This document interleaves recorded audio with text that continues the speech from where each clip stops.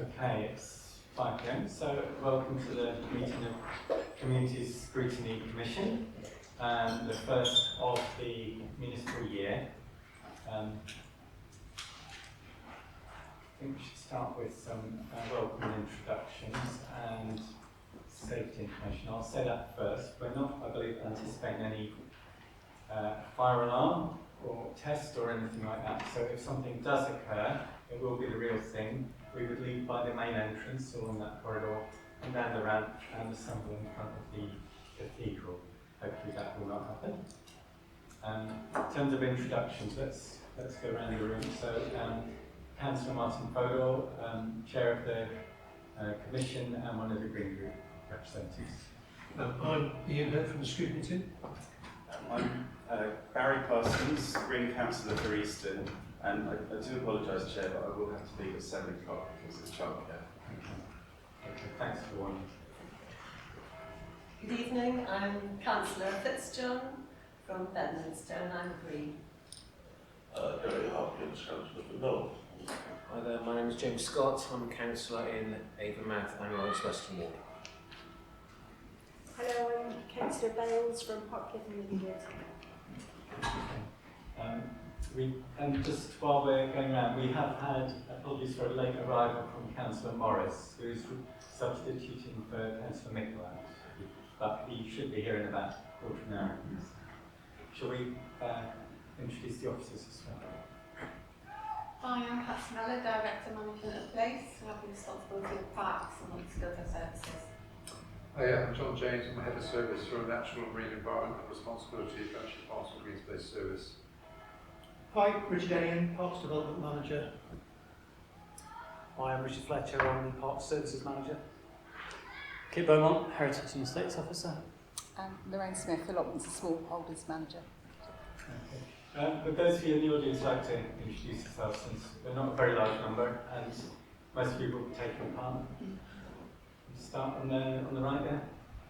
My name is Daniel. I live just up the road. I've got a video camera. As this meeting's not being webcast, it's quite convenient for me to come down and record it, so that's why I'm here. Thanks very much, that's helpful. Hello, I'm Mark Ashton. I'm the Chair of Bristol Tree Forum. I'm Stephanie French. I'm one of the Tree Forum members, Tree Champion for my bit of Bristol. I'm Alex Stone, I'm Director of Forest Avon Trust and Community Forestry. Okay. Start in the next row. I am the next row. I'm Suzanne Audrey, I'm a local resident. Okay. And then we've got two people right. I'm Susan Carter from the Bristol Walking Alliance. Great. And Ed Wyatt, I'm the Chair of the Bristol Parks Forum. Great, thank you. Okay, we'll continue. So we've covered apologies, substitutions and so on. Do any members of the Commission have any declarations of interest about what's on the agenda? No. Okay, thank you. So we've got the minutes of the previous meeting from page 7. Does anyone have anything to raise on that subject? No. Take them as a record of the meeting. Okay, thanks very much. So we have Chair's business. I don't have any announcements to make at this stage, so we can pass that item. So we come to public forum now. Public forum relates to, or should relate to items on the agenda. So we've got a number of public forum items. I would tend to take them before the item they're referring to, if everyone's happy with that.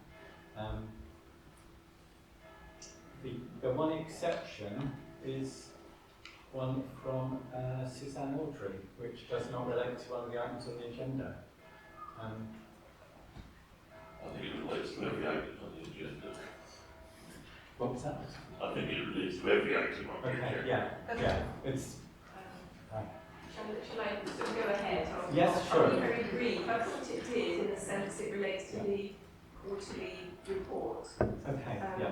No, and that's why I was going to say it does have relevance, so do continue. But obviously the trees are the main issue, and I'm very interested in that, and I will stay with the rest. But I would take this opportunity to say that I hope that the members and officers are aware of the Freedom of Information Act practice recommendation from the Information Commissioner's Office to Bristol City Council that was issued on the 30th of August 2023, and I think that comes, the subject comes under the remit of this Scrutiny Commission.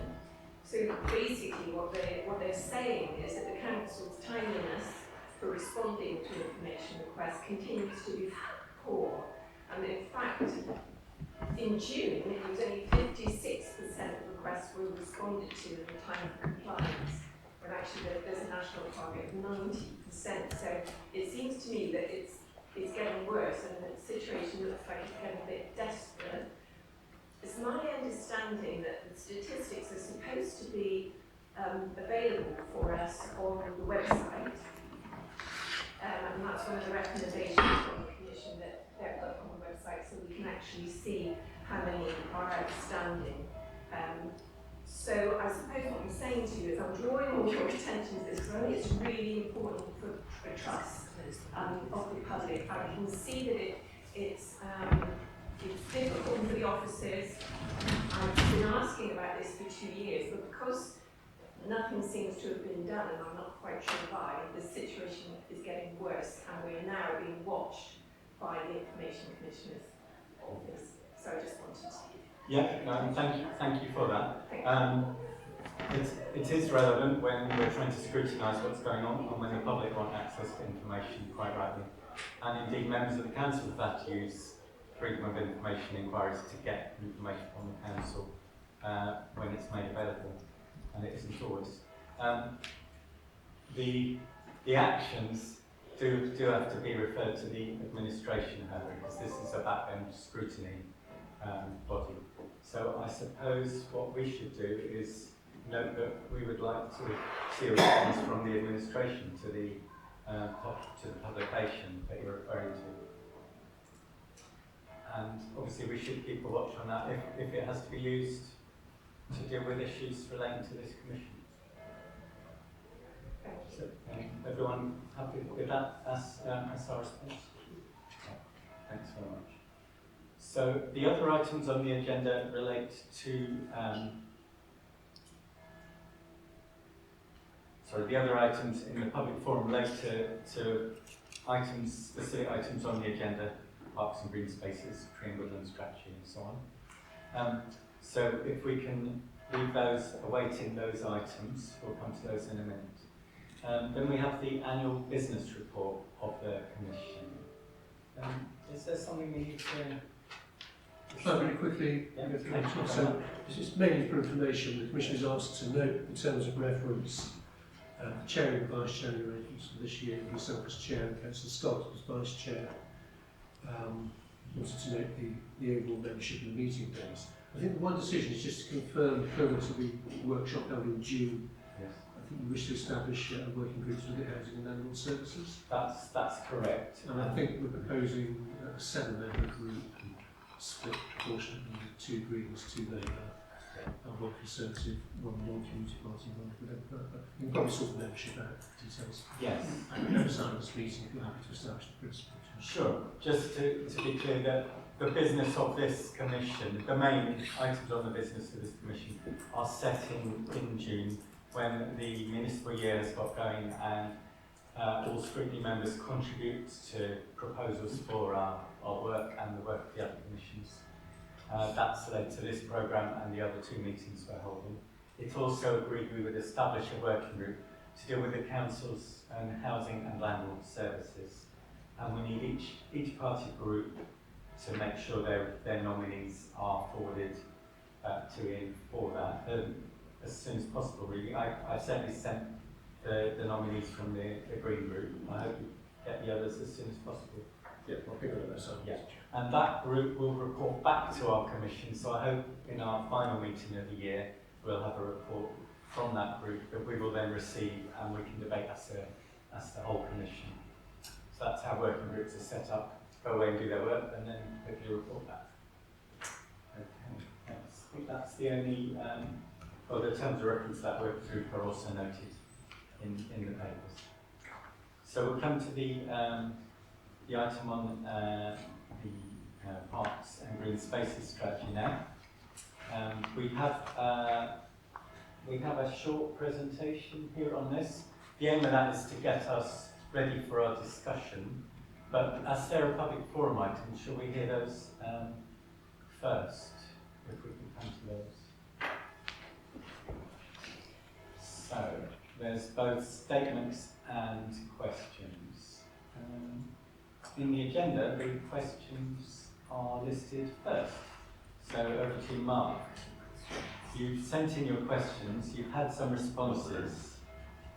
I thought this related to item agenda 10, Oh, sorry. not 8. Gone to the wrong item. Yeah. I have to do with it now, but it's out of sequence. No, sorry, you're quite right. But we've got all of those items. My mistake.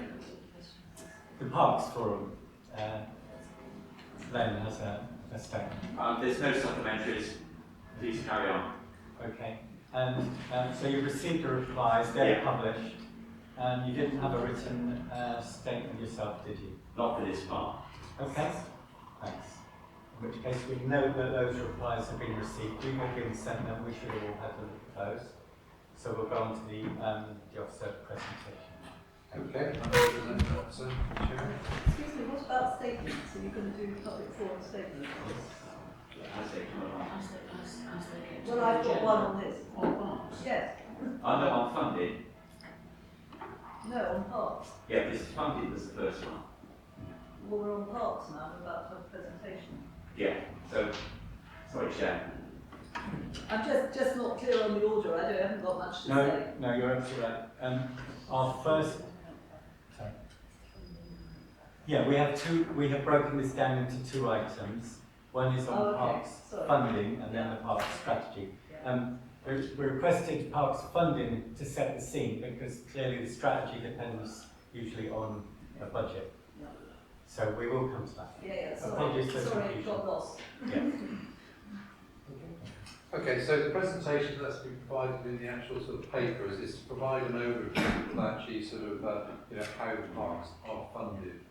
So there's a number of slides there. I'm not going to sort of go through the slides in detail, so I'm accepting everybody's actually sort of looked at the pack. So the parks is actually sort of funded, and the funding actually sort of for this financial year is £14.3 million. That covers quite a wide area of the park service, which includes actually the parks and green spaces, green services, tree woodlands, quick play allotments, and services we deliver in-house to actually other sort of services, i.e. housing and actually highways. Switch the emails off. Yeah. Could you slow down a tiny bit? Yeah, that's fine. I'll slow down and I'll sort of speak up. So, okay. So the general fund actually supports the actual parks and green spaces by £1.6 million. The remaining actually amount is made up through a series of actually sort of funding actually and income streams that actually we generate. So for the purpose of this presentation, we've broken down the income and expenditure in 5 areas. So parks and commercial. That covers actually, that's effectively commercial operations which we have within the park service to actually sort of support the actual sort of parks and green spaces operation. We have then the parks operational income, which does include actually income from events, commercial rents, etc. Actually sort of generate income. We've got then Downs, which is actually sort of a joint committee, and that actually sort of is a joint committee between the merchant venturers and the council. And that covers expenditure and income for that. And that's a ring fence. That is ring fence.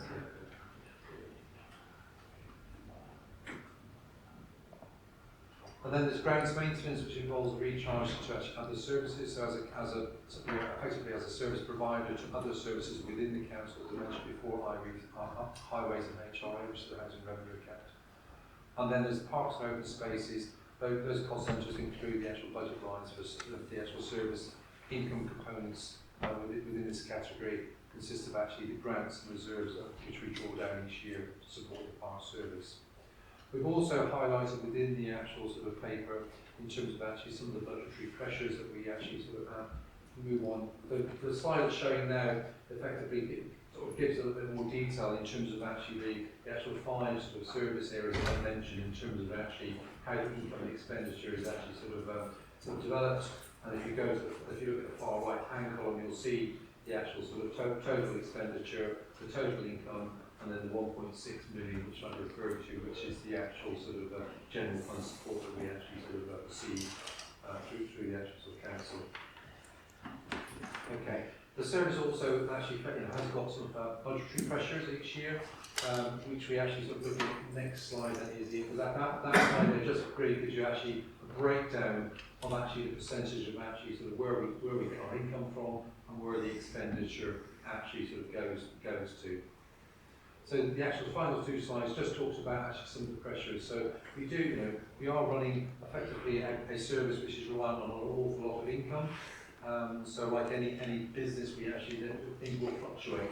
So we have a number of actually sort of challenges every year. So we're actually sort of trying to actually secure savings, secure more income. The park service, like many other park services across the actual UK, has actually sort of gone through austerity measures. So councils have gone through those austerity measures, and for over the last 10, 13 years, we've been actually sort of trying to actually sort of meet those sort of challenges which a number of councils have had, or all councils have had to do over that last 13-year period. So that's really driven us to actually sort of look at more income and actually where we can generate more income. But with that, it does actually sort of we do have challenges. So what you're looking at here now are some of the actual pressures we've actually identified for the next 3 years. We are working through those challenges and how we can actually address those actually sort of challenges going forward. The final slide that I've actually got in the presentation gives you actually an overview of actually how we're actually going to start to actually look at how to mitigate those pressures. So that includes actually, can we expand actually our cultural events and activities within the parks? We do a lot of that now in some of our actually destination sites. There are other sites we've got within the city. Can we actually sort of do more of that with those activities? But that will be subject to looking actually sort of being sustainable in those sites. Are those sites actually sort of right? Increasing profitability through actually existing business. So we've got a number of commercial operations which we operate. So how can we actually, can we maximise more income? Can we get more business through those? Development of new income streams. So looking at, we've got a number of commercial concessions across the actual sites, and that can be from small catering outlets, ice cream vans, etc. Is there interest in that? Market testing service we provide. So we market test with actually sort of other core cities to see actually sort of what the services they actually sort of provide and they deliver. Actually, sort of what it costs them. So we can look at actually sort of the actual sort of rate, sort of square metres rate, linear meterage rates for actually services. So are we comparable to them? So we can just make sure that we are testing with others. Accurate cost recovery for services, again, making sure that we are also making sure we are getting full cost recovery for the services that we provide. And then the final one I've got there is actually review parks expenditure to ensure we are receiving value for money. So again, looking at the expenditure that we make. Are we getting value for money? Again, we can test that against some of the core cities that actually we work with. And that's the final one. We also have, unexpected and things that you can't really plan for, so ash dieback. That's going to be quite significant pressure on parks budget over the coming years. We estimate, I think it's about 3.5 million that we need in total to address the ash dieback issue. This year it's actually causing pressure of about £250,000 onto the parks budget. We have one-off events such as the rockfall where we have to maybe spend on a rock face and things like that, things that you can't plan for, but we don't have an emergency budget. We have to just kind of work with what we've got and move around priorities to meet different and shifting priorities. Where is the ash dieback shown on that? The ash dieback would be probably the end of the actual slide before, because that's the actual mitigation. So just have a look. Where would that be? Yeah, really. No, it's a significant figure. It is, yeah. Okay, so that should be taken into account. Okay. You haven't made a distinction between the revenue, which is the money given from the general fund, and capital, which is any capital that gets allocated for investment. Yeah. Where would that appear? Well, I've only covered revenue on this one. I haven't actually sort of covered the actual capital. So for today, the actual sort of where we are with actually sort of revenue. So we don't really have a lot of capital. The only capital that's been allocated in the past 2 years, and I'm not to which, correct me if I get this wrong, but we had two budget amendments that, One- yes, one- yes, yeah. yes, and that gave us a substantial amount, it was 1.5 and 2 million, so we actually had 3.5 million since 2021 that will go on parks infrastructure, but prior to that we had no capital investment for around about 10 years. Right. Councillor? When was it that Sevens and Crowns got split away? It isn't split away. Oh, so I know it is, it's not sort of referred to in here. It is in the commercial arm, so the income that we generate from Sevens and Crowns is part of the income that's reinvested back to parks. Well, quite. I mean, you know, the Sevens and Crowns are effectively Yes. being used to subsidise. It is part of the Parks Commercial Group, yes, you're right. So the 14 million that we spend, we get 1.6 million from the general fund. Everything else is generated by commercial income. And what we also have included in here is the team are very successful in applying for grants and such as things like that. So that won't be included in our revenue budget either. So that would be an additional. Yes. Additional. Yeah. So how much does Sevens and Crowns contribute? Well, Sevens and Crowns, if you look at the actual sort of, if you look at the actual slide on Parks budget in 20, let me go to that one again. Up again. Again. Okay, so the actual sort of Sevens and Crowns actually sits under commercial. So total commercial expenditure is 4.8, and actually total income is 7. We don't. It's not the totality of actually sort of income generated from actually Sevens and Crowns. In terms of actually income we generate from Sevens and Crowns, it's circa 1.7. And the Blaze Nurseries, see another. So there's a series of actually sort of things that sits under one of my sort of managers' actual commercial aspects. So that will cover everything from cafes to Sevens and Crowns to foot golf to all of the things that we offer, whether it be concessions on our parks or they're classed as our commercial. And the entire reason we run that commercial arm is to generate income to spend on operations. And that in effect was brought about as a result of actually, as the budget started being reduced through actually austerity measures, that we had to look at ways we could actually sort of mitigate that. We haven't managed to mitigate it completely, but we've actually sort of brought that in to offset those actually sort of challenges. In 2010, our general fund allocation was over 7 million, it's now 1.6. So we've had to expand our commercial income to generate. We haven't shrunk in size of responsibility of parks. We've still got exactly the same amount of parks and infrastructure that we need to look after. But we've gone from over 7 million to 1.6, so we've had to be more commercial to generate the income to look after the asset. This may Do you have a come. question? Yeah. Carry on.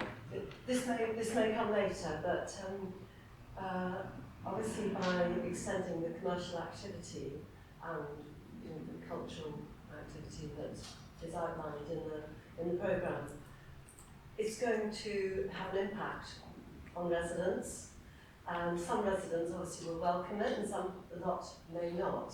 So it would be really useful, I think, for the committee to actually see in more detail how it breaks down. I mean, the detail, devil's in the detail as always, and budgets actually often give you far more information than lots of kind of a wish list.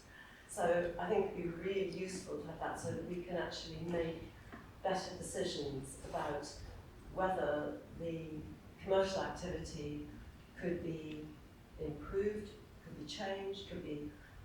So I think that would be really helpful. It's massively different to having a McDonald's in a park or running a crematorium. It's different approach, and I think people are very, very different.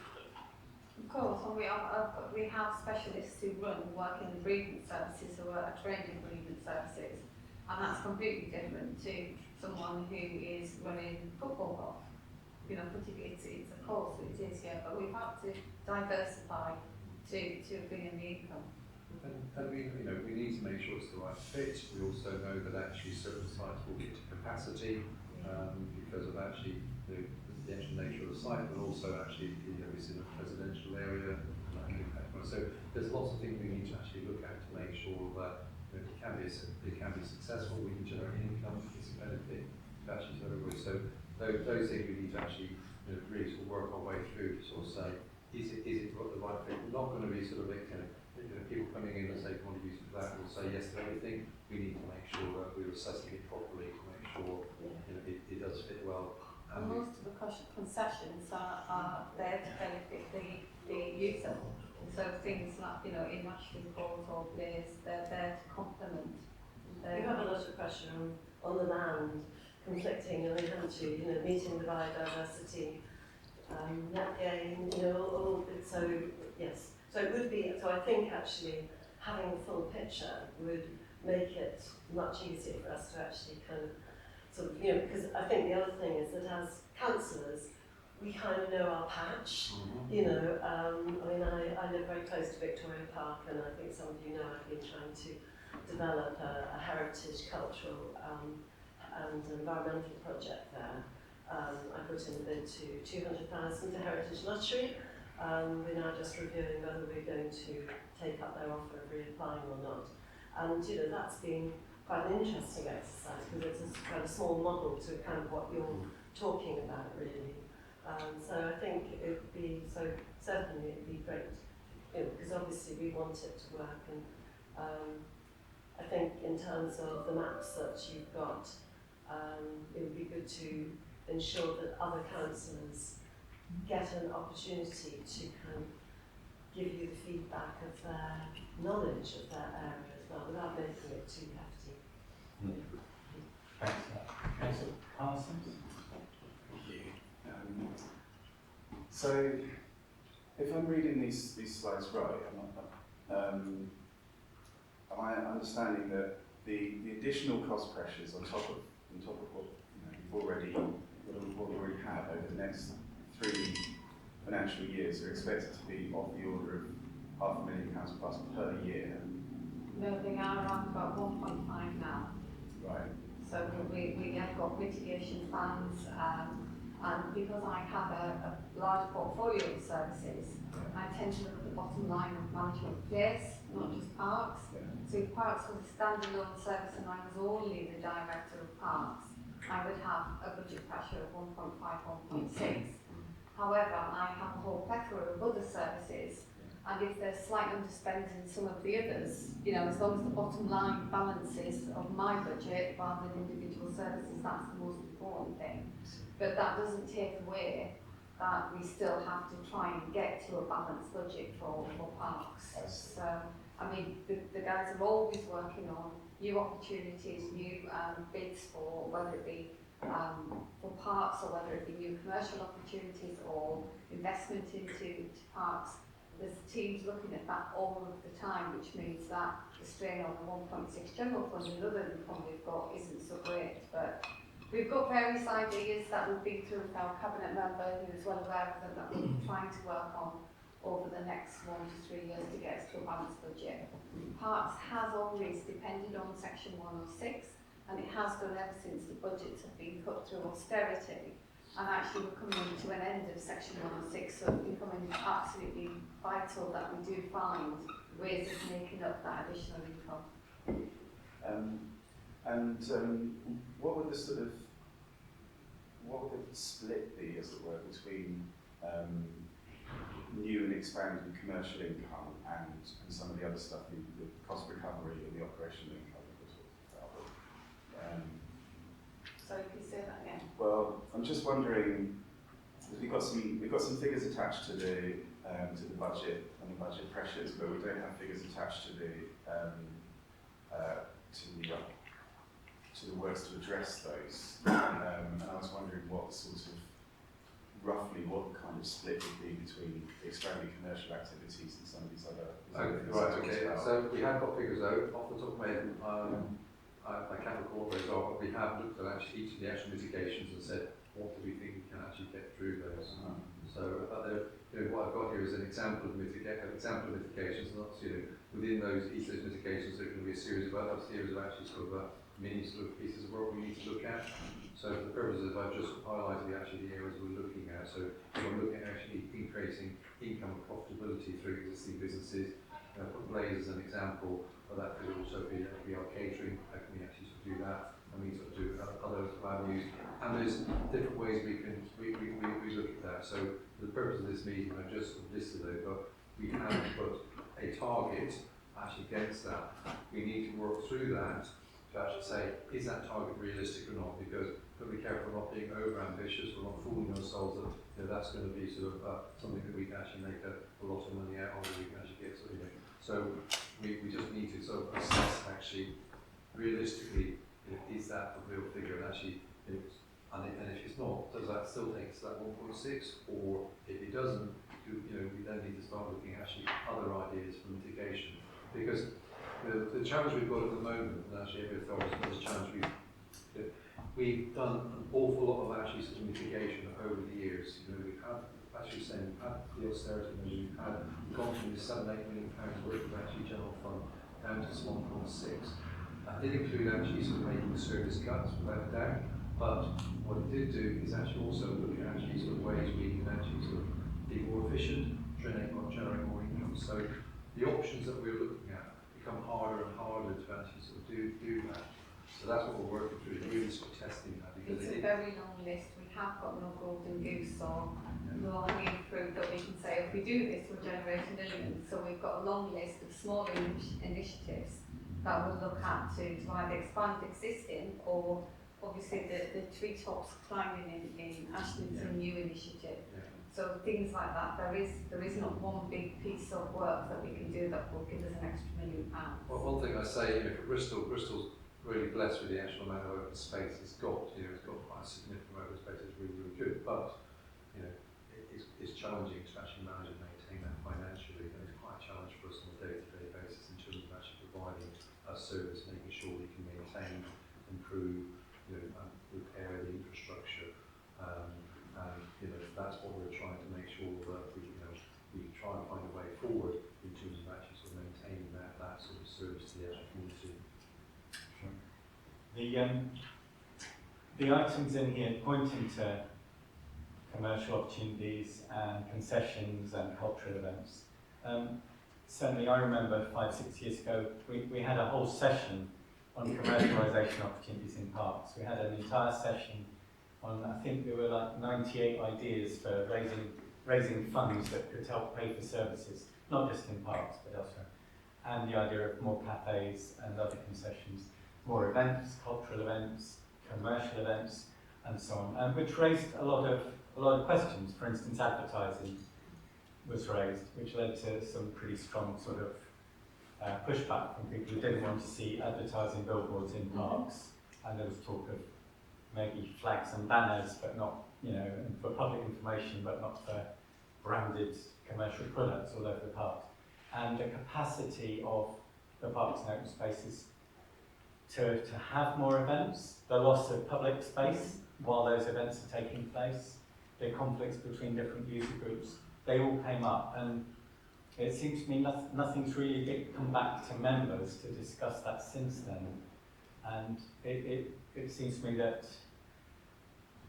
the ideas for finding more space, you said, the easy wins are past. I think we all accept that. We know there's yet another round of sort of budget shortfall. But we need to discuss the capacity with friends of the park groups, park users, members who represent those areas as well.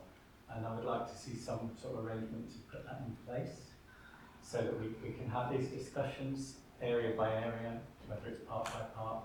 And there are issues around balancing events in different major locations and how that can benefit the minor locations that don't have the capacity for bigger events, for instance. I will say that, what we do is whether it's Park A or Park B that's generated income, the income is spread across the city.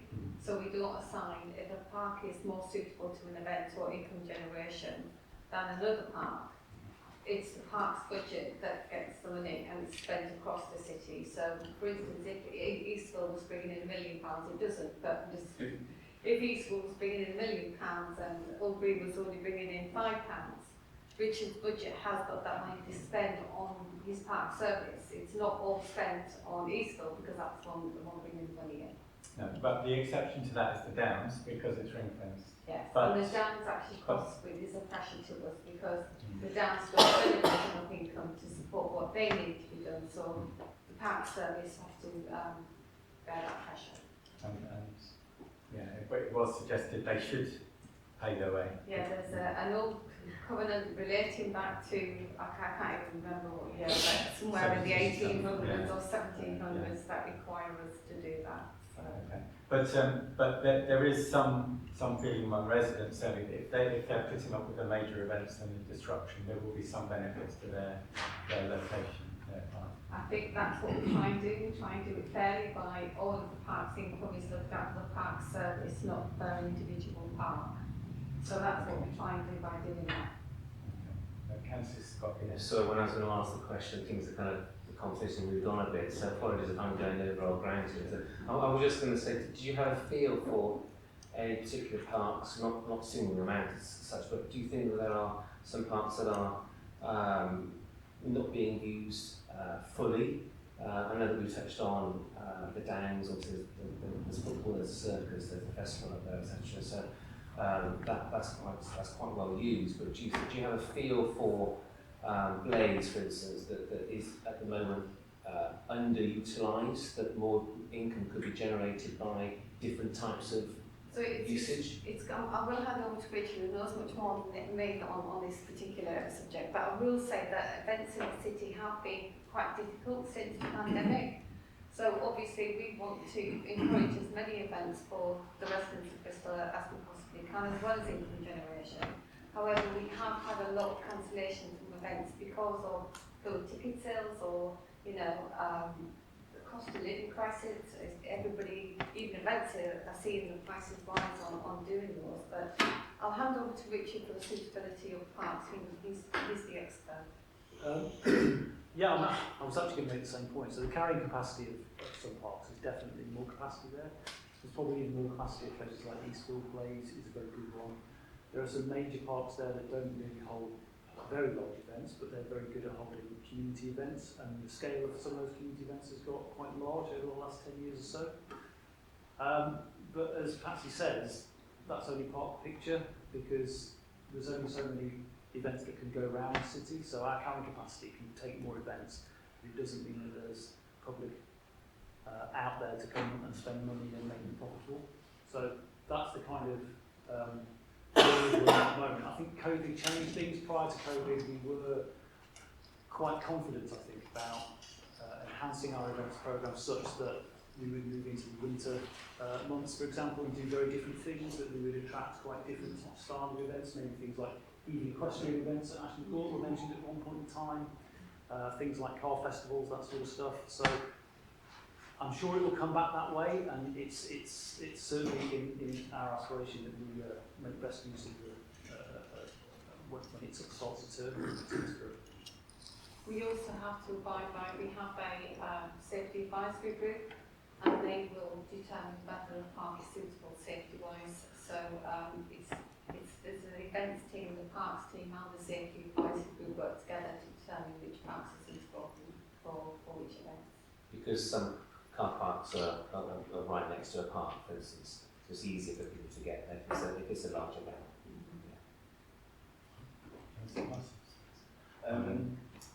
Yeah, so Hassan, you sort of, and Rich, you started to touch on this, I think. It strikes me that the sorts of commercial activities we're talking about expanding or we're talking about developing new opportunities in are all in sectors that are having a really rough time at the moment. Hospitality, domestic tourism, kind of festivals and events. These are all sectors. It's not just the events, is it, that are really struggling right now and suffering with increased costs and kind of difficulties with attendance. So I guess I was wondering what support are you getting to sort of identify the opportunities where there is potential growth, because obviously any attempt to grow commercial income, that's going to require investment. You can see in the chart that the cost of delivering commercial activities, because that's pretty high in itself. So yeah, kind of how are we making sure that we're identifying the best possible opportunities for these sorts of activities in parks? So I think the most recent example is, I will say that we have got a great commercial team who are out there all the time looking at what best practices, what's happening elsewhere, what could we learn, and so that happens just as a matter of course. But we do take this pressure very seriously, and the whole team, we had with finance and the commercial manager an away day to this, was it April we went? Or what's it, April, May? To look at, and that's where we got this from. What's out there? What can we do? What ideas have we got? So it tends to be, we have finance colleagues with us as well. So that's the most recent example. And obviously Ellie is heavily involved in what we do in parks, and Ellie will have ideas, but it's mostly discussion. And we do benchmarks. So I recently had a conversation with Newcastle. Newcastle ended up putting all of their parks into a trust because actually they were really impressed with, because their commercial income was nowhere near what we have been achieving. But we do have those conversations, as the teams do. We have our own networks of people who are in the same area, and we have the conversations. And I'm a big believer in you don't need to reinvent the wheel. If there's something out there that's worth doing, then very happy to see best practice happening and take some ideas from that. I don't know whether you want to add to it, Richard. I suppose the only other thing I'd bring up is I feel personally, and probably the team feels, that there's more commercial opportunities where you can offer, like the treetop sports, where people come and pay to use. That's probably something where there's more capacity in the city to do. But when we're intensively looking at this as part of the future parks process, and we were having conversations with people like the National Trust, it was obvious that we probably need to invest. There needs to be a level of risk, and that is a difficult world to be in. And also Bristol, it may be different to other cities where that kind of commercial activity is more obvious. Leeds would be an obvious example where that happens quite a lot. Bringing in those types of facilities, is something which can be a bit more difficult in Bristol. We do get a reaction to that sort of stuff. But the investment side of it is difficult. There aren't that many people out there who've got money who want to dig it themselves and then operate it. The treetops one was an exception, which was great. That's an observation.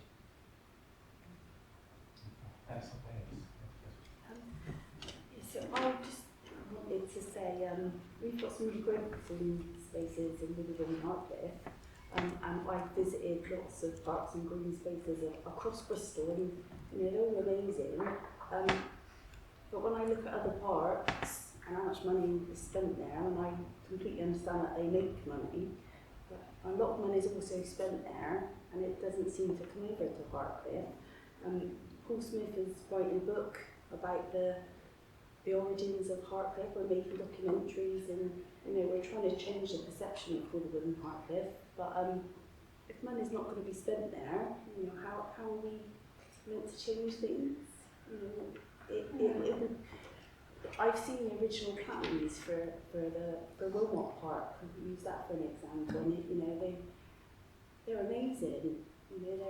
There's picnic areas and all sorts, and we never ever got that. We never got the cinema we were meant to have. When Hartcliffe was built, we were promised all these things, long before I was ever born, and I've lived there all my life. I played in those parks as a kid. My son plays, and my daughter's 25 years old now, and she's played in the parks. We deserve some of that money as well. I'm just reiterate, it isn't a case of if Eastville Park earns a certain amount of money, that gets that money spent on it. It goes into the park service, and the park service maintain all parks. So we don't say because the park earns more money. They might have different requirements. Obviously Ashton Court and Blaze are more expensive to look after because they're much bigger. But we don't say that park's generated that money, so that's going into a budget for that park. It just goes into the maintenance budget for Richard. I don't know if you want to. Yeah, I suppose there's a couple of couple of things to consider. So one of the things that we've struggled with, I think, over the years, most of our capital investment to improve facilities and infrastructure comes from planning contributions. Over the last, well, probably decade, that's largely where it's come from.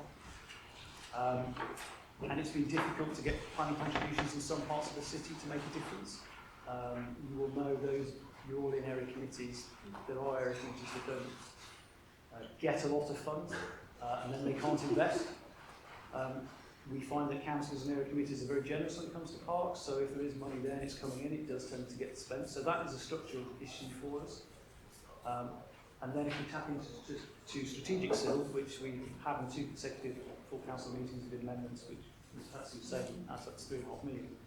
Yeah, there are rules apply as well in terms of where we can spend that money and areas of growth. So we try, and there are areas of the city where it is quite difficult for us to bring capital investment in. Traditionally it has been.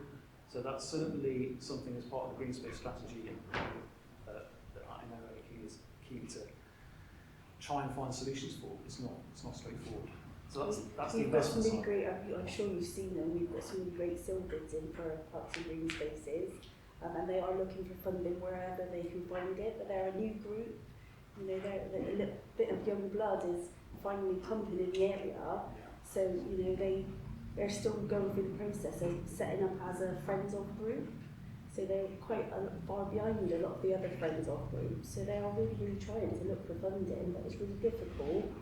You know, when you go to other parks and you see how well kept they are, and you know, our parks group, you know, every time the grass isn't cut, they've got to email the council. Yeah, I can understand the frustration.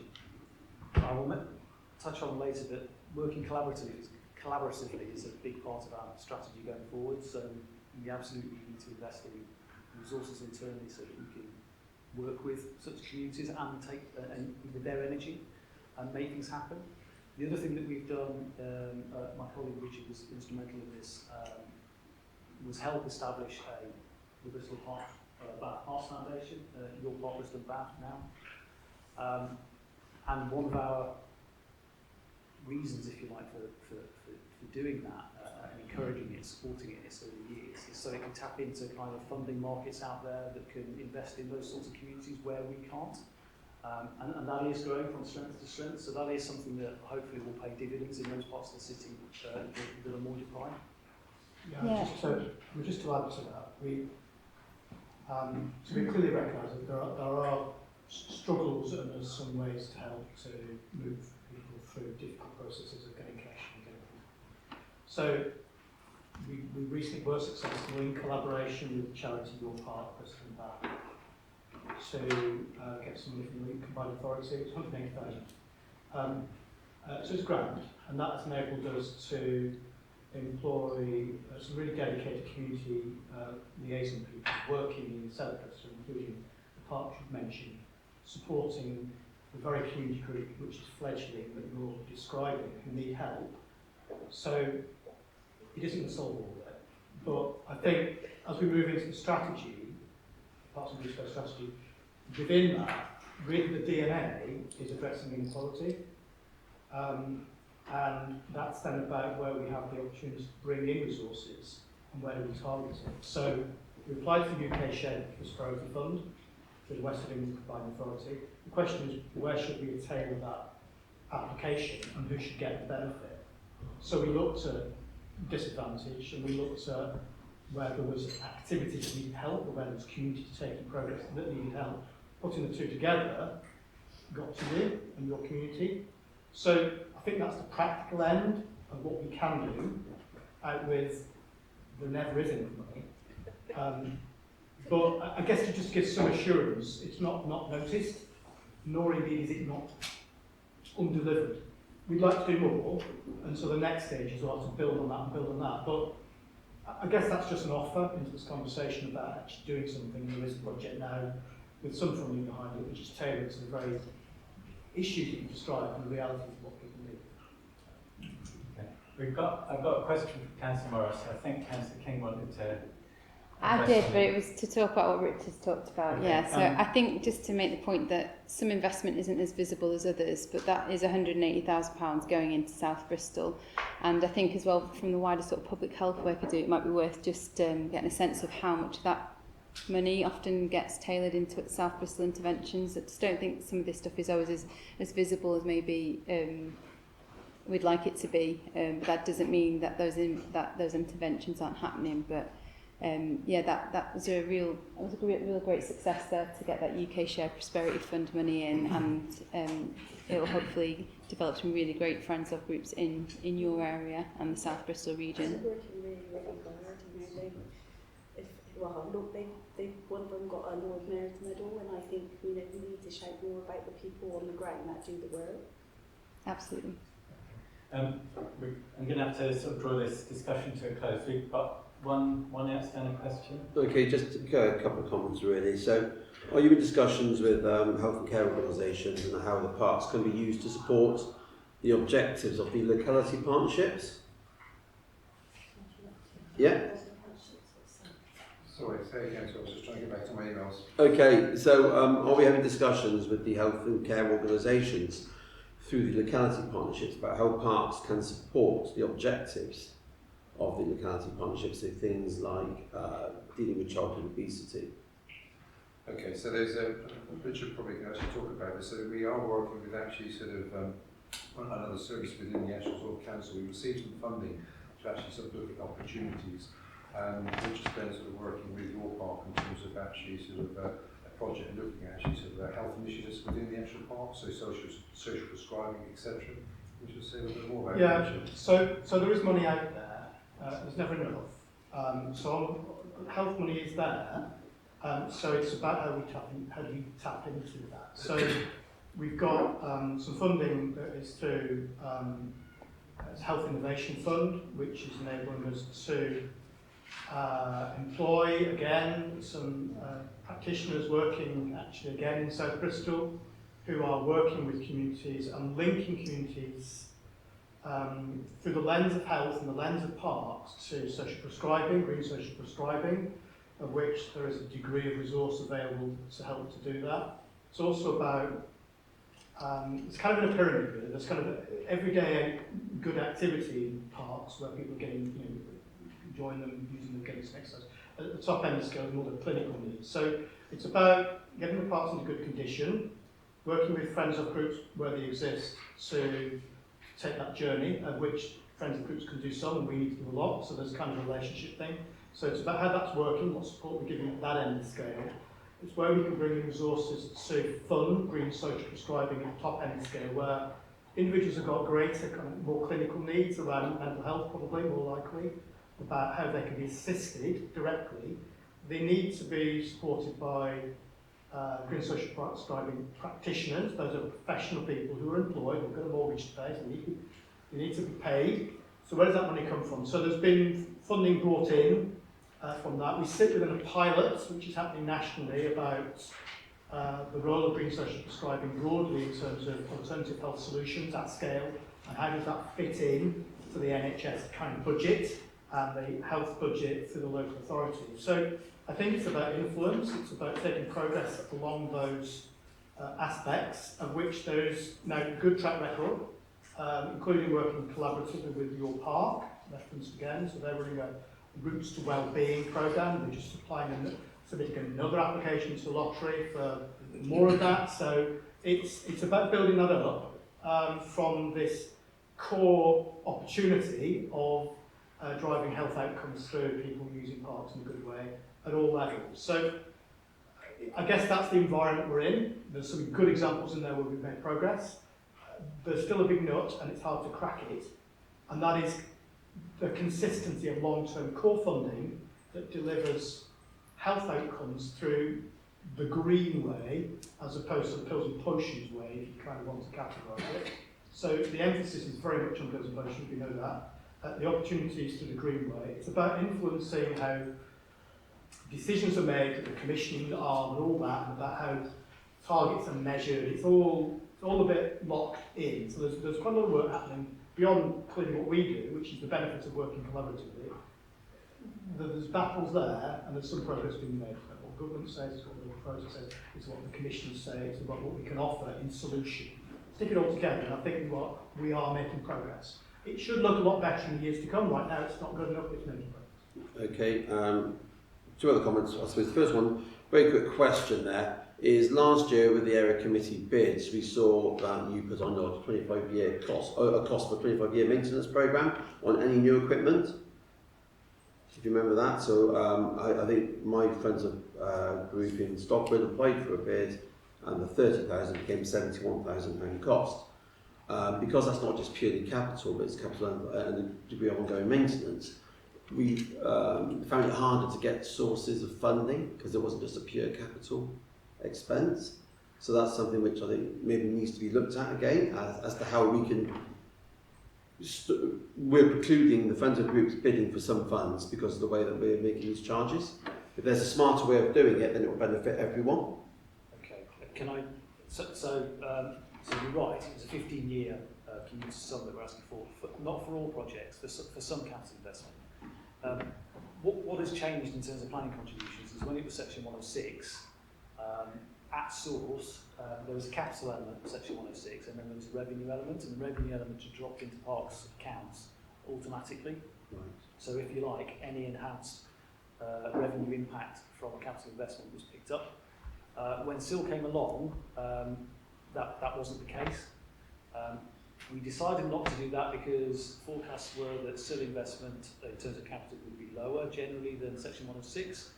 And then we wanted to maintain capital investment in parks, so we forego that. But with the pressures that John and Patsy have been setting out, that's no longer a tenable position. So, as previously with the Section 106 arrangement, we're now seeking a revenue contribution where we think the capital investment creates a revenue contribution. It's a 15-year commitment. So, I do take your point, and we're happy to go back and have discussions about whether something needs to be changed. But that was the reason it came about.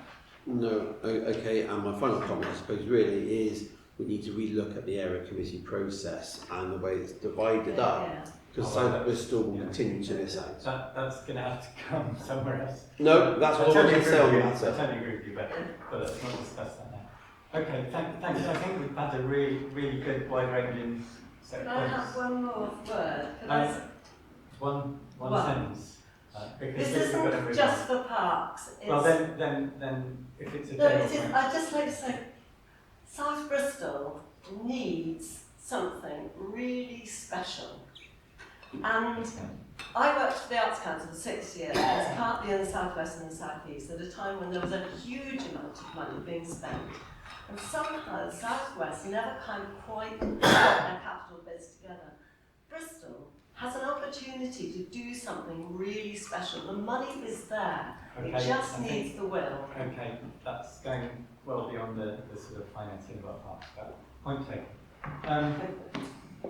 Okay, if there are any conclusions, I think we need to just sort of point out a couple of things that have been raised during the discussion, which is the need to sort of look at both revenue and capital, the need to pick up the scope, but also the capacity for commercialisation and events and other investments in parks, and to involve members in those and friendly park groups in those, obviously, as well. Is there any other point I might? Well, yes, commercialisation in parks is very different to sunset crems or whatever. Yeah, and I would like to say, I don't. We were just, our item was just looking at parks and open space. You've said in terms of your budget, it's all in one big bundle with other services, but that isn't what we were looking at. No, everything on those slides only relates to parks. But the millions that you identified. The Sevens and Crowns is in the commercial. I get your point. It is a different. Right. It's a different, but it is as long as we're clear. service. Yeah, because if it happened to be managed differently, it wouldn't be. No, but it is part of Parks' commercial portfolio. Okay. All right. Were there any other final points? Then obviously they need to ensure the distribution of funds in all parts of the city. So there is this trade-off between the places where the big events happen, or the big money gets earned, and the needs of all the areas, which has to come out in the strategy. So that leads us very neatly on to the the wider strategy, what that says. I'm conscious of time, so it's 6 o'clock now. So we have a number of questions, and then we have some statements. So we have first one listed for Parks and Green Spaces, Len from the Bristol Parks Forum. Sorry, that's a question. Yeah. Questions, yeah. So you've had a response. Yeah, there's only one I want to Yeah. put a supplementary to, and that's question 1. Okay, so you have a supplementary to that one. Yeah. So basically, sorry, it's almost a statement, so apologies if I Well, you've got a statement coming up as well. I know, but it's sort of linked into this. Is there a way that publicly accessible green space can be used instead of recreational green space? Because recreational green space sounds like playgrounds. So the definition and the difference in the meaning between those two. It wasn't something in my statement, but in a slightly different form. Thank you. Okay. Is there can we have a response to that? Thank you. Yeah, thanks, Len. So what you're picking up on is probably a descriptor that comes from the previous strategy or the existing strategy in terms of what space is included in the strategy and what is not. That strategy was focused on recreational space that is publicly accessible. There were reasons behind that at the time. Publicly accessible space is quite a broad term, so what the strategy then was focused on was green space that was meaningful enough in size and context that it provides some recreational benefit to a community and wasn't just a visual amenity or a verge or something quite small or something that inhibited access. So that was the difference. We'll of course take away all of the comments that come forward tonight, and we'll go away and reflect on those and see if we need to change it. Okay, so I think we need clarification of what is meant and why. Yeah. Thank you, Chair. Was that your only Yeah. follow-up to the question? Okay. So other questions?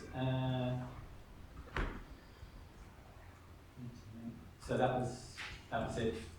Both of your questions there. Okay, public statements. So again, you have a statement, and then there's 2 others as well relating to this item. Do you want to very briefly summarise your statement? We have all received it. Yeah. Just in 1 minute, if you can. Yeah, easily. So it's going to be a bit repetitive because the standard came on the tree forum, the tree strategy, and say exactly the same. So my point and the reason why I made a supplementary for the first one was that can I strongly encourage the council to look for clarity in what and how it's writing the strategy. There are a number of points where if you had a particular viewpoint, you could easily get blind to the stick, and therefore negativity would necessarily come out of it, hence I use recreational. But there are a couple of points in there which I won't go into. Can I strongly advise that it might be worth going through and looking for as simple an explanation as you can without necessarily hanging yourself at the same time. That's always a danger, isn't it? So that's that bit. And then finally, the new large park in Central Bristol. Thank you for the response. This could well be a missed opportunity. We have thousands of homes being built or potentially being built, especially in St. Phillips, which is between 2,500 and 7,500 homes. All we're asking for is a consideration of whether a large green, not public realm, not necessarily an extension of hard surfaced areas is worthwhile. Thank you. Thanks very much for that. Okay. And yeah, so the next statement related to this, Susan from the Bristol Walking. Yeah, thanks very much, Chair. I'll just comment on this item on the agenda and how I feel about the agenda, and then come back to the tree strategy if I may. A statement cover both. The Bristol Walking Alliance was very pleased to discuss the Parks and Green Spaces strategies with officers at an earlier stage, and we're really pleased that it's ready for public consultation. Our chief concern is that these spaces should be managed primarily as an amenity for people. Our statement explains the problems, and it's not good enough that the only grass I've seen this summer, short and green enough to inspire children to run races and roll down hills, has been on privately owned land, the parks and green spaces around where I live don't look like College Green. Thank you very much. Thanks, and the final statement on this item is, it's Heloise who's not here, is that right? Yeah. Okay, we've received that statement as well. So, on to the introduction to the item. That's me, Chair. So it's not going to be my intention to go through the report in any detail. No, sure. Keep brief. But there's a few things I just want to draw attention to, if I may. We came to Scrutiny in October 22 to share our approach with you, and we've completed a lot of work since then, but work is still ongoing even at this late stage, so we're keen to learn today from members and members of the public, and we will take that learning away. But the content is still draft in that sense, so just to make sure that's understood. The report, as the report says, that we are aiming at present to try and go for consultation at the end of October on the draft strategy, looking to adopt it in March. And since October and in recent weeks and months, we've been spent quite a bit of time completing our land use assessment mapping work, which underpins our approach to managing for nature, our approach to tree canopy in parks, which we'll talk about later, and our approach to identifying food growing opportunities, and working with the administration to refine the content of the strategy and to ensure it responds to the wider council policy framework and to the One City policy framework. So there have been a number of changes since October 22, which I'll touch on briefly. So we're no longer proposing a separate allotments of food growing strategy, which you will have noticed, but we are embedding our strategic direction for food growing into the park strategy.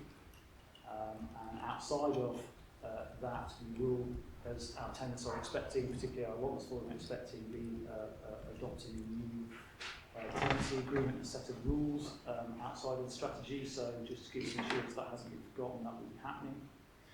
We've reduced the number of key themes in the strategy from 9 to 7. We've combined nature and climate. We have added a further one, which is children and young people. We have removed one which relates to green grid, which was just about the network of green spaces, using roads and not having to connect green spaces. That is still embedded in our thinking when it comes to managing for nature, but it isn't a specific theme, and could and should be picked up by a green/blue infrastructure strategy. The council takes that forward. And we've updated the strategic principles. They're quite different to what we presented in October 22. So one of our themes was financial stewardship. We've now embedded that as a strategic principle by which our vision and our strategic approach will be guided from this point on. Another strategic principle is that we will work collaboratively to fulfil ours and communities' aspirations for parks. We will seek to ensure we are an equitable and inclusive service, something that's been mentioned a number of times tonight. It's not only a guiding principle, you'll also see that throughout the themes in the document, and you can see it already in the approach that Cabinet took to, in its decision in April, on the allocation of £1.5 million of strategic SIL, so that's something that we're already taking forward. We have said that we will be informed as a strategic principle. We will use and share information to help us, ourselves and others, work in green spaces. And as part of that, we will obviously work to ensure that we listen to communities and stakeholders and be informed that way. And then finally, given the challenges that we face that are financial, that we've talked about, the ecological, health and wellbeing inequality, which we play a critical role in addressing, and climate, and the fact that we need to work collaboratively with community stakeholders, that we need a creative mindset to stitch those things together and make things better. So those are our strategic principles: financial sustainability, working collaboratively, being equitable and inclusive, being informed and being creative.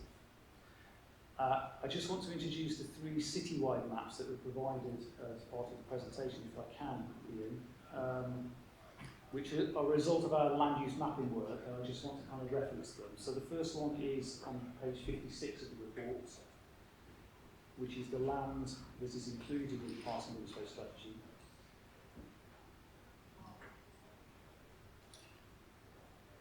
Yeah, keep going. Can I just say it wasn't helpful that 17 more pages were issued separately afterwards. There was some different maps that may or may not replace the maps here, but it's very difficult to make sense of.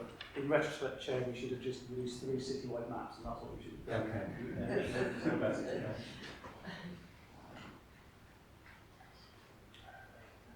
It's like we're taking over the whole of Bristol, virtually. Right, so there we are. So that is a map of the land that is considered by this strategy. There's a lot of it. It includes all of the land that was considered by the strategy that was adopted in 2008, that has a recreation and amenity function and is publicly accessible. We have brought in grazing land which is managed by the Park Service, some isn't. We have brought in both active and closed cemeteries and churchyards, and it includes allotments and other land used or designated for food growing.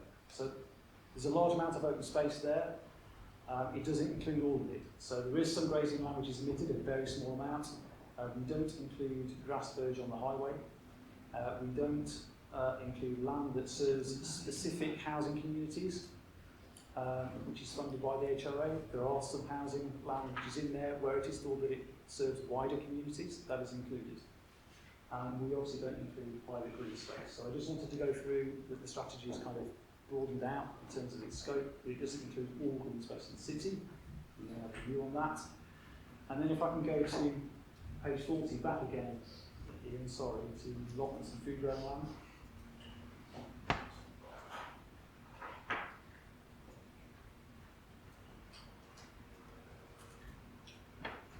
Ian, where it says 56 at the top, click on that.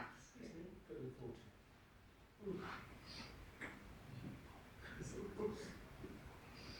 I just worked that out.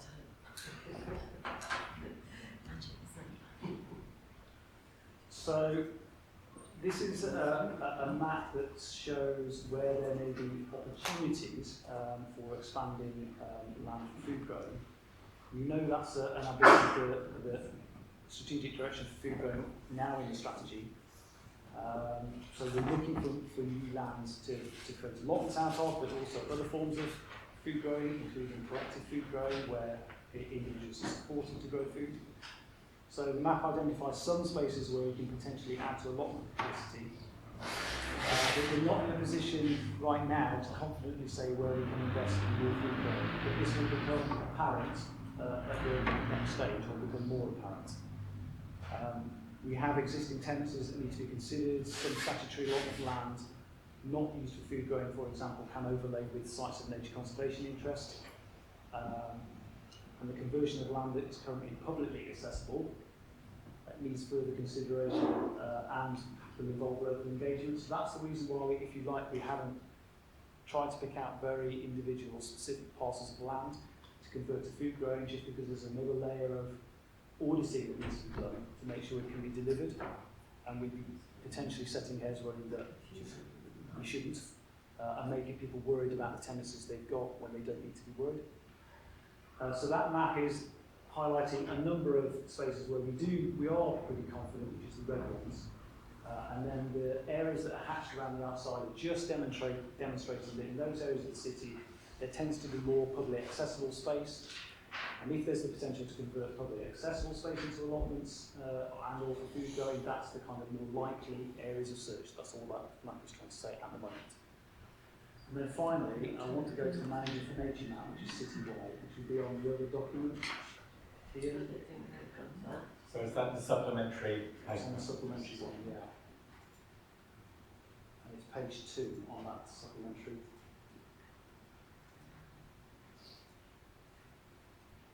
With purple, yes. That's it.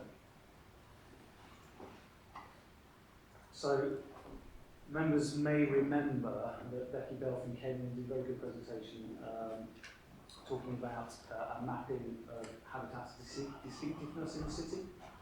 And that was a really good piece of work, and from that piece of work we have put together our proposals for managing for nature, in other words expanding the amount of land which is managing for nature in the city.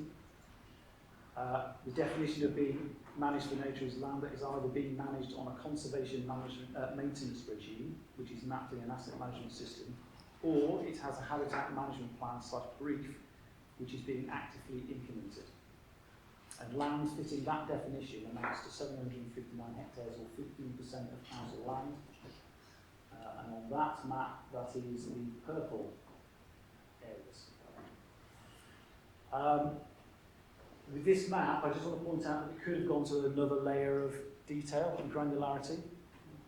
So within some of the sites where there is opportunity to enhance the management for nature, which is the orange areas, we could have done areas within those, but we're still going through a process at the moment of working through, if you like, the costs and the practicalities of implementing a managing for nature regime at scale. So we haven't quite finished that work yet, and because we haven't, I've taken a step back and still identified the sites where we're looking to enhance and change management for nature, hopefully to get some consultation feedback. But we haven't within those done another layer of granularity to identify specific spaces within them. Now, by all means, feedback to us if you think that's not the right approach. But as I say, the reason is that budgets are tight, as you've heard. If the management for nature approach is going to cost more money, and there is early signs that it might, then that is something that we then need to grapple with. So that's the reason for the approach on the management for nature map. There are areas that aren't flagged up as either orange or pink, you will notice, which are still green spaces. They aren't our focus in terms of meeting our 30% target for managing for nature, but that doesn't mean that there aren't going to be opportunities in those areas. So we're not ruling them out, but what we're saying is that we've done a habitat distinctiveness piece of work which is linked to the West Midland and Bristol Nature Recovery Network, and we're focusing on sites where we think ecologically that will bring the most benefit. Is there anything you want to add to that, Rich? No, there's clearly some principles underpinning this piece of work, which when Becky came last to this meeting, she got into some detail. So there's a strategic recovery of nature component here, and so this is defined by the principles of connecting what are fragmented patches of habitat that we currently have. Those are core sites, so a woodland or a wetland or a wildflower meadow. There's three principal headline types of habitats. They're core sites, they're fragmented, which means they're not connected very well to similar habitat, and that creates a problem for species to move between them, and indeed for species to survive and the habitats to function well. So the strategic element of this is to understand what it would look like if we were able to connect or even reconnect. We may have been connected in the past, and back we go. Indeed. So we have the opportunity to create corridors, wildlife corridors between these fragmented patch habitats. And so that reference in terms of that footprint has been used to overlay on our parks and green spaces to understand what that looks like, where it is, and hence what the opportunities are within that footprint, looking at what is essentially land that has more potential to be changed. So it's therefore, there's layers of complexity and rationale to this, which is there, but it's to explain perhaps why there only are some colours in the map and not other colours in the map. And as Richard has said, that doesn't mean that other spaces don't have the opportunity, but they perhaps deliver less benefit to nature per se if you were comparing spending £1 here versus £1 there. Another world not as simple as that, but it's an attempt to deal with ultimately creating resilience for nature that we benefit from as people living in our city. Okay, thanks very much. So that's covered in particular the nature side of the parks, green spaces, and you've mentioned allotments and food grain, but you've only covered sites that are managed by this service in terms of allotments and food grain. And you mentioned changes to tenancies as well, which There's sort of two things. Firstly, I know some people are concerned that this doesn't add up to a comprehensive food growing strategy. It's one fragment of one relating to the allotment service and possibly food projects in parks. But there's lots of other potential too, and there's also lots of other land, uncontested land like Buttery Farm, which are important food growing sites in the city. The second one is that I've certainly had casework of allotment tenants being told they might lose their tenancy because they're not growing enough food on their allotment, because what they've been doing on their allotment for the last 10 or 20 years is probably other activities, whether it's nature or gardening, flower growing, other things. So there are tenants who are concerned about that, as far as I know, because of the new tenancy being put to them that requires food growing. I totally understand why, but have you monitored what's happening as a result of that? I can answer that one. I'll let Lorraine come in a second. I just want to reference that when I mentioned tenancies previously, the context was that there are tenants that have, for example, horses on the field, which is a large area of land. Yeah. If we wish to convert that land to something else and make it more productive and open to a much larger, more intensive use, then obviously what I'm saying is you would review those tenancies. Reminded that there was already a tenant, so putting their space on a map like this and sending it out public consultation is probably not the right way to go about that. So that's the context that I was mentioning. But in terms of responding to your point, I think that's something the latest allotment forum, which I wasn't in attendance. I think the discussion went on. So from the Allotment Act, what we expect and what our tenancy agreement has always been and continues into the new tenancy agreement is 75% of the plot should be cultivated. Now that does include flowers, herbs, vegetables. We're certainly not changing that, but we are trying to ensure that people are using their plots to the full capacity, and so that is actually to be growing things, not to be using it for other things that could be used elsewhere. A lot of the plots are very valuable, they're very much in demand, and so it's just a case of making sure we use it correctly. Do we have any questions about the strategy itself overall? Yeah, I've got a couple. Obviously, I mean, I'm one of those people who loves a map, so fascinated by the geeky map. But I was interested in where cemeteries sit in this. I haven't looked at all of the cemeteries in Bristol, but I can see, Arnesvale, for example, is currently managed with nature, whereas Greenbank, say, isn't included in the scope of this. Does that have to do with whether they're currently an active cemetery? Is that sort of distinction, or are there other considerations there as well? So I think what we recognise is that, and you can find this in lots of cities actually, is that certain closed burial grounds or areas of active cemeteries that are more closed have good nature conservation potential. So when we were talking about this, those are some of those spaces that may well add more to our managed nature target. The thing to remember is we've done a piece of work which identifies where we might enhance the nature to try and meet our 30% target, which is really ambitious. Some of that might not end up being able to be delivered for various reasons.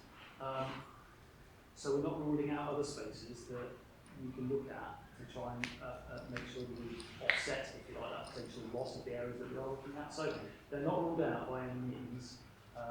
And as we go, it's going to be a very dynamic process. And you've mentioned consulting on this. I'm sure board members, for example, would be interested in seeing these maps. And I mean, they've been published in these papers now, but I was wondering what the plan is for consulting on these sort of specific locations, and also whether they could be maybe added as a layer to the council's pinpoint mapping service, because that's certainly something that I consult quite a lot when I'm doing board work. Yeah, so their first use is going to be through their consultation. So we're going to draw attention to them through the Parks and Green Space Strategy consultation and make sure that we encourage people to make their comments about what they're seeing. At the moment, they may just see a colour on their favourite space that they use all the time, and they will have something to say about that. What does this mean? Make sure you don't change X, Y, and Z. That's important to me. That's the kind of stuff that we need to come out. And then following this, absolutely, when it comes to adopting the strategy, we will have updated these maps and we'll make them available on a public platform. I do have another couple of questions, if that's all right. These are on the text of the strategy rather than the maps. So I was interested particularly in priority 2, which is around children and young people. And there's some commitments in there about making sure that children have access to a play space within 10 minutes walk, and to a walking park. I wondered if we know what proportion of Bristol's children currently have access to those facilities within those distances. Is that something that we know already? It's certainly a query that we can run, yes. And I was wondering also, there's not a similar commitment, as far as I can see, to having access to a recreational green space. So, and thinking about what Len was saying earlier about the opportunity for a new park in central Bristol, for example, I wonder whether it might be worth considering including something about making sure that all of our residents have access to green space within a reasonable walking distance, say. That's what came up with previous scrutiny. Yeah. Very much so. Yeah, it's common for local authorities to have green space provision standards and or local plan policies that set that out. Do you speak up? Yeah, sorry. I was just saying that it's common for local authorities to have provision standards for green space and or local plan policies that ensure they protect green space if they're available, and we will be no different in that regard.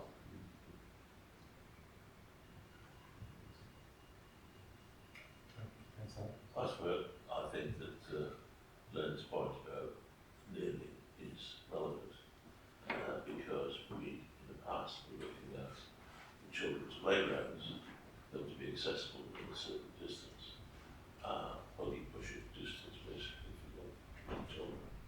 And I think that the access requirements for different ages are very important, and also the type of space that can be accessed. So for somebody with young children, having play facilities is very important, whereas for others, it's the open space that's important. So I think better and a clearer definition would be helpful. So the distribution of the different things will follow a different pattern. Yeah. I just wanted to ask, a few people have mentioned crematoriums and cemeteries, but what are the council doing about other forms of after death care, greener initiatives? Yeah, that isn't really one of our scrutiny topics now. Important as it might be. Can we look into it, because there are other ways to do it. Can we? We do keep, I'll just reassure, we do keep an eye on what's coming onto the market, and there's new approaches all of the time, and yeah, if we have a scrutiny on that, or if you want to contact us any time, we'll be happy to talk to you. Yeah, I just found it really interesting. Yeah. We've been burying people, cremating people for a long time, hundreds of thousands of years. There are really alternatives now. Yes, other options are available. Yeah, maybe that could be the subject of a member briefing or something else. Okay, Councillor Morris. Thank you, Chair. So there's really two strategies here, isn't there? There's one for food and one for managing the community spaces and seeing which one's more appropriate. Over the last few years, there's been a reduction in the number of times the grass has been cut. and that is causing me a lot of casework, let's be honest. So the comms must be right around this, because I don't think it has been managed particularly well thus far. And, there's a lot of residents sit at home, look out the window, they see the grass, and they remember what it was like 20, 30, 40 years ago. It's trying to manage that change, explain to people why that change has to happen, whether they like it or not. But there needs to be that central message, I think, which will then make my life easier. But it would also reduce the number of phone calls, I would guess, that were coming in. So I get people emailing me, when's the grass next going to be cut? So whether there could be a comms page, so similar to waste bin collection.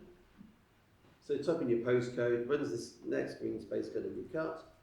And obviously that will vary, because if it's particularly inclement weather, then they might delay it. Sometimes the grass grows a lot quicker, depending on the conditions. But I think that would be a really useful tool to help drive up the council's communication standards, because what will happen is, and what is happening, people are just thinking the council's just wasting money or can't be bothered. And that's the feedback which I get. No comment on that. It's 30 years since I was a council officer where we knew that officers had to attach a sign to a fence saying the grass isn't being cut because we're allowing space for wildflowers. And it's not because, well, the subtext was, it's not because we can't afford to cut it anymore. Yeah. And people were looking at it thinking, oh, they're not cutting anymore. And it does sound like we haven't made enough progress in getting the message across that there are areas set aside for nature. And indeed, sometimes the wrong thing happens, and an area is set aside for nature, and a park group agrees to that, and an area is prepared and seeded, and then the grass cutters come along because they weren't told not to cut it, and that also happens, unfortunately. Yeah, and the second point really is, are we connecting with the schools? Certain schools have quite a lot of green space, and maybe we could support them in trying to create like a food growing site, and hopefully creating the allotmenteers of tomorrow. I know that doesn't apply to every school, but some schools do have probably sufficient grounds to do it. Yeah, they do. Yeah, so we do have some educational facilities at Blaze, and we've opened a therapy greenhouse as well. I'm not sure that we have a formal engagement in programme with schools, but Blaze does provide seedlings and fruit vegetables to lots of food growing organisations across the city. So that support is there. I think it started off in COVID when we had seedlings left, and we've continued to do that. So I think most, if you saw Gardeners World, Blaze was featured on there about the good work they are doing, promoting food growing across the city and supporting these community groups that are set up to grow food. And Stop It Growing Together was one of those, and I know they were very grateful for that support, so thank you. It's just if we want to make significant change in our food growing programme, we perhaps need to engage with as wide an audience as possible. I think Richard would want to mention tree planting as well. Yeah, so through our One Tree per Child programme, which we've worked for a number of years now, core to that actually is the children, young people. So we've been working year in, year out actually with schools, predominantly primary, haven't it? But we're moving into secondary. So that's been about introducing the whole subject of nature through the lens of trees. What that's led to is really practical stuff actually. So we've looked in the school grounds with the school, with the kids actually, and identified where we can do tree planting, where the children can get involved. Is that plant a tree and see it grow mantra.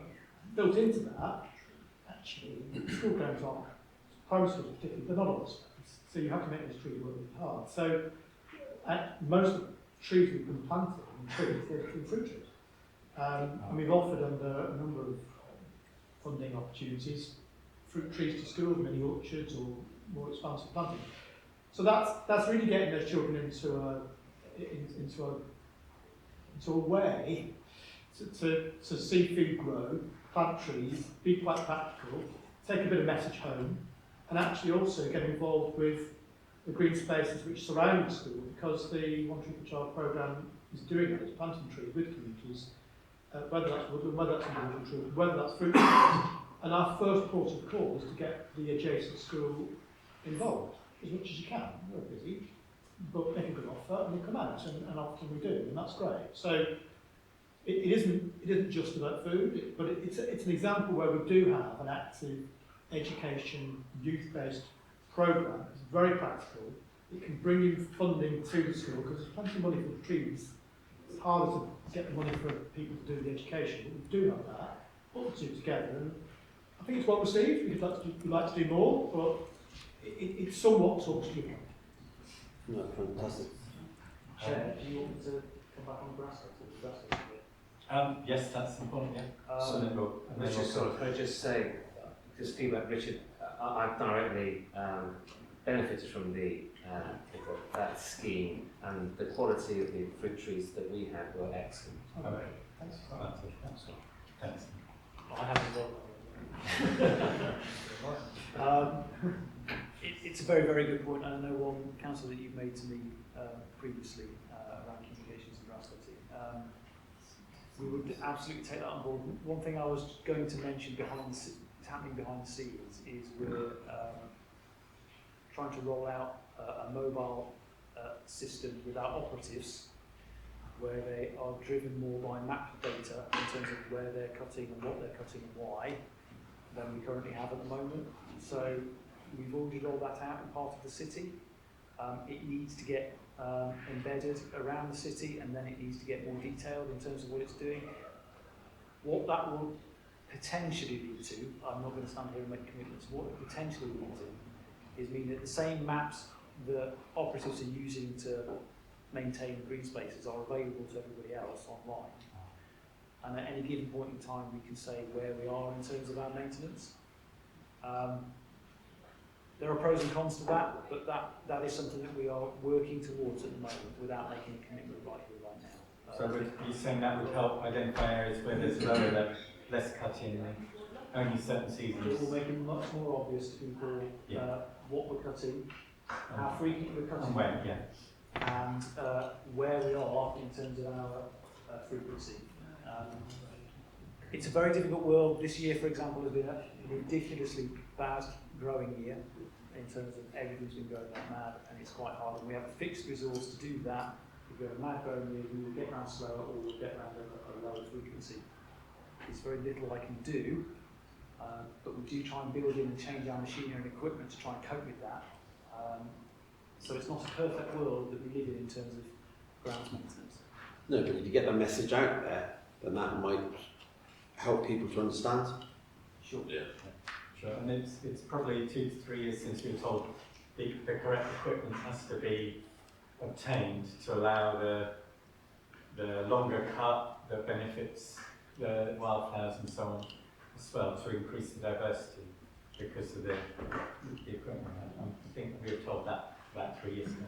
I just want to, a question here, but we've got a series of priority themes and principles, so just if anyone's got comments on those, have them after this question.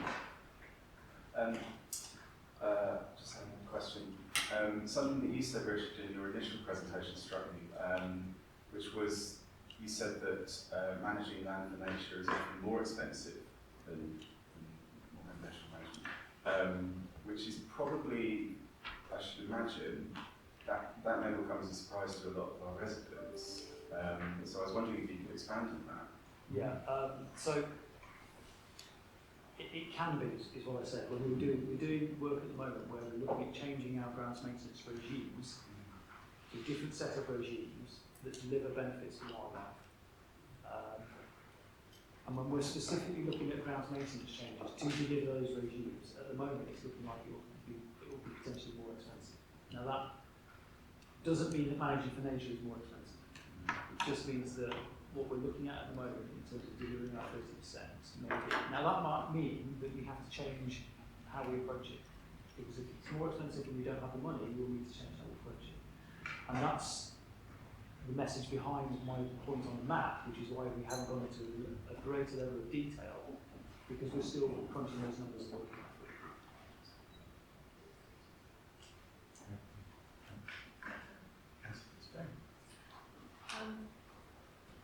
two things I was going to raise, and they're both quite difficult things.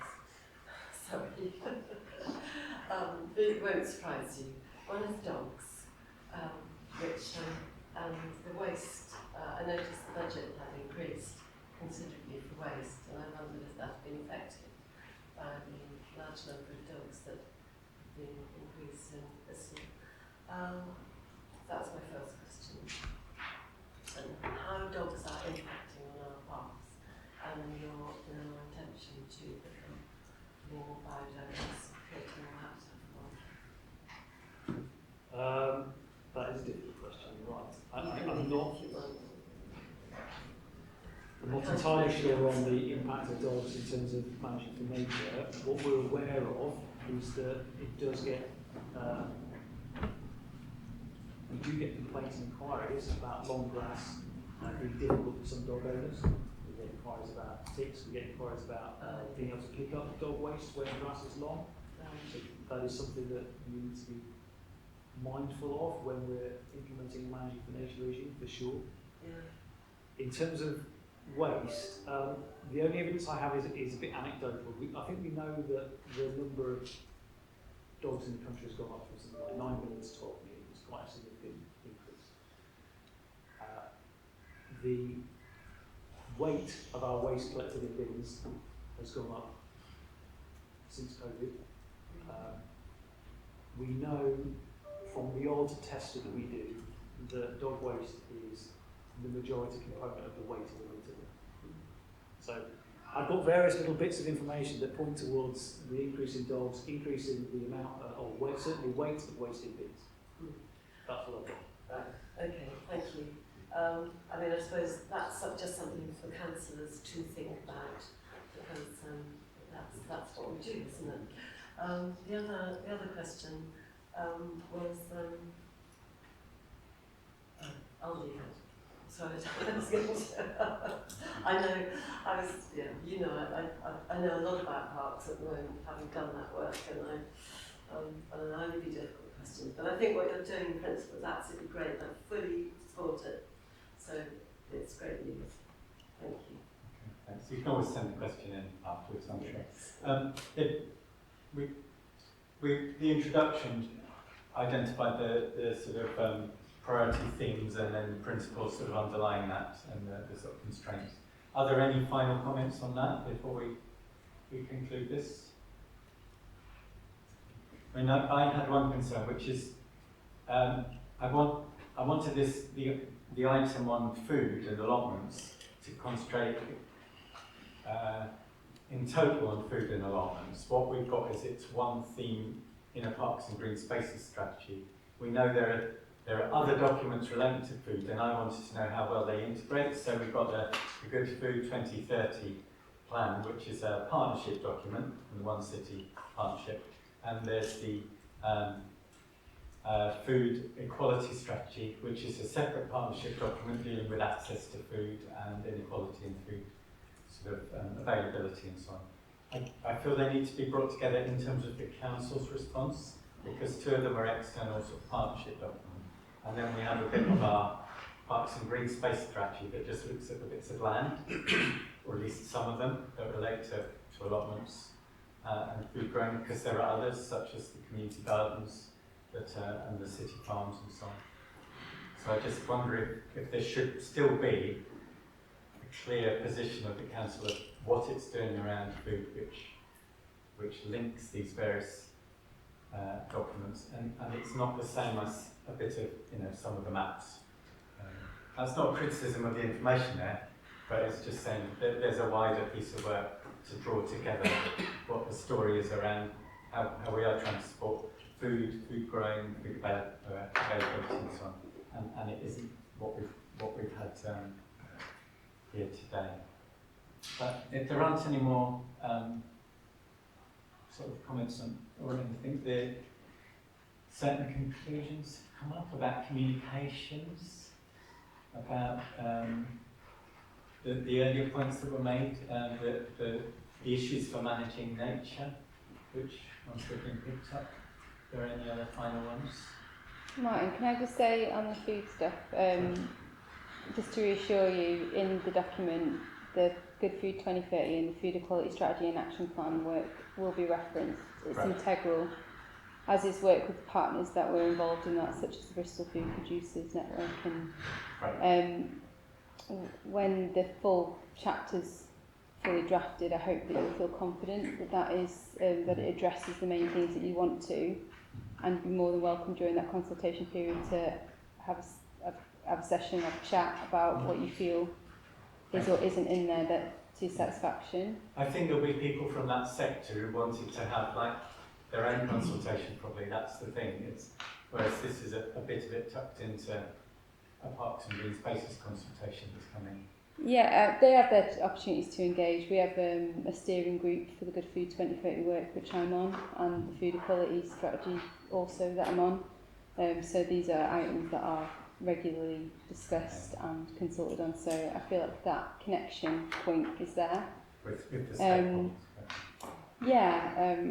But I think when it was a separate document, it felt potentially a little bit too inaccessible for everyone in terms of understanding what the main themes are. And so the idea of bringing it into this document is that it feels like something that anyone in Bristol could read and get a sense of what we're trying to do in the city. And I'm quite aware that some documents that we have read very much like Len was saying. They don't have like plain speak in them, and they can be quite inaccessible. It was important, I think, to make this a strategy, which is, your themes, and then the actions can come from that. So there will be further work to come, and the tenancy documents, and which have all that sort of granular detail, will absolutely be there. But in terms of seeing the direction of food in this city, for me it was very important that we look at the type of food growing that we want to do moving forward as well. So I think allotment provision is important, and addressing our waiting list in our allotments is really important. But there's also real wins to be had by growing our community food growing offer, and how we can address people who wouldn't think to put themselves on an allotment waiting list, and people who are in the most deprived areas of our city that need to have those opportunities to access food growing.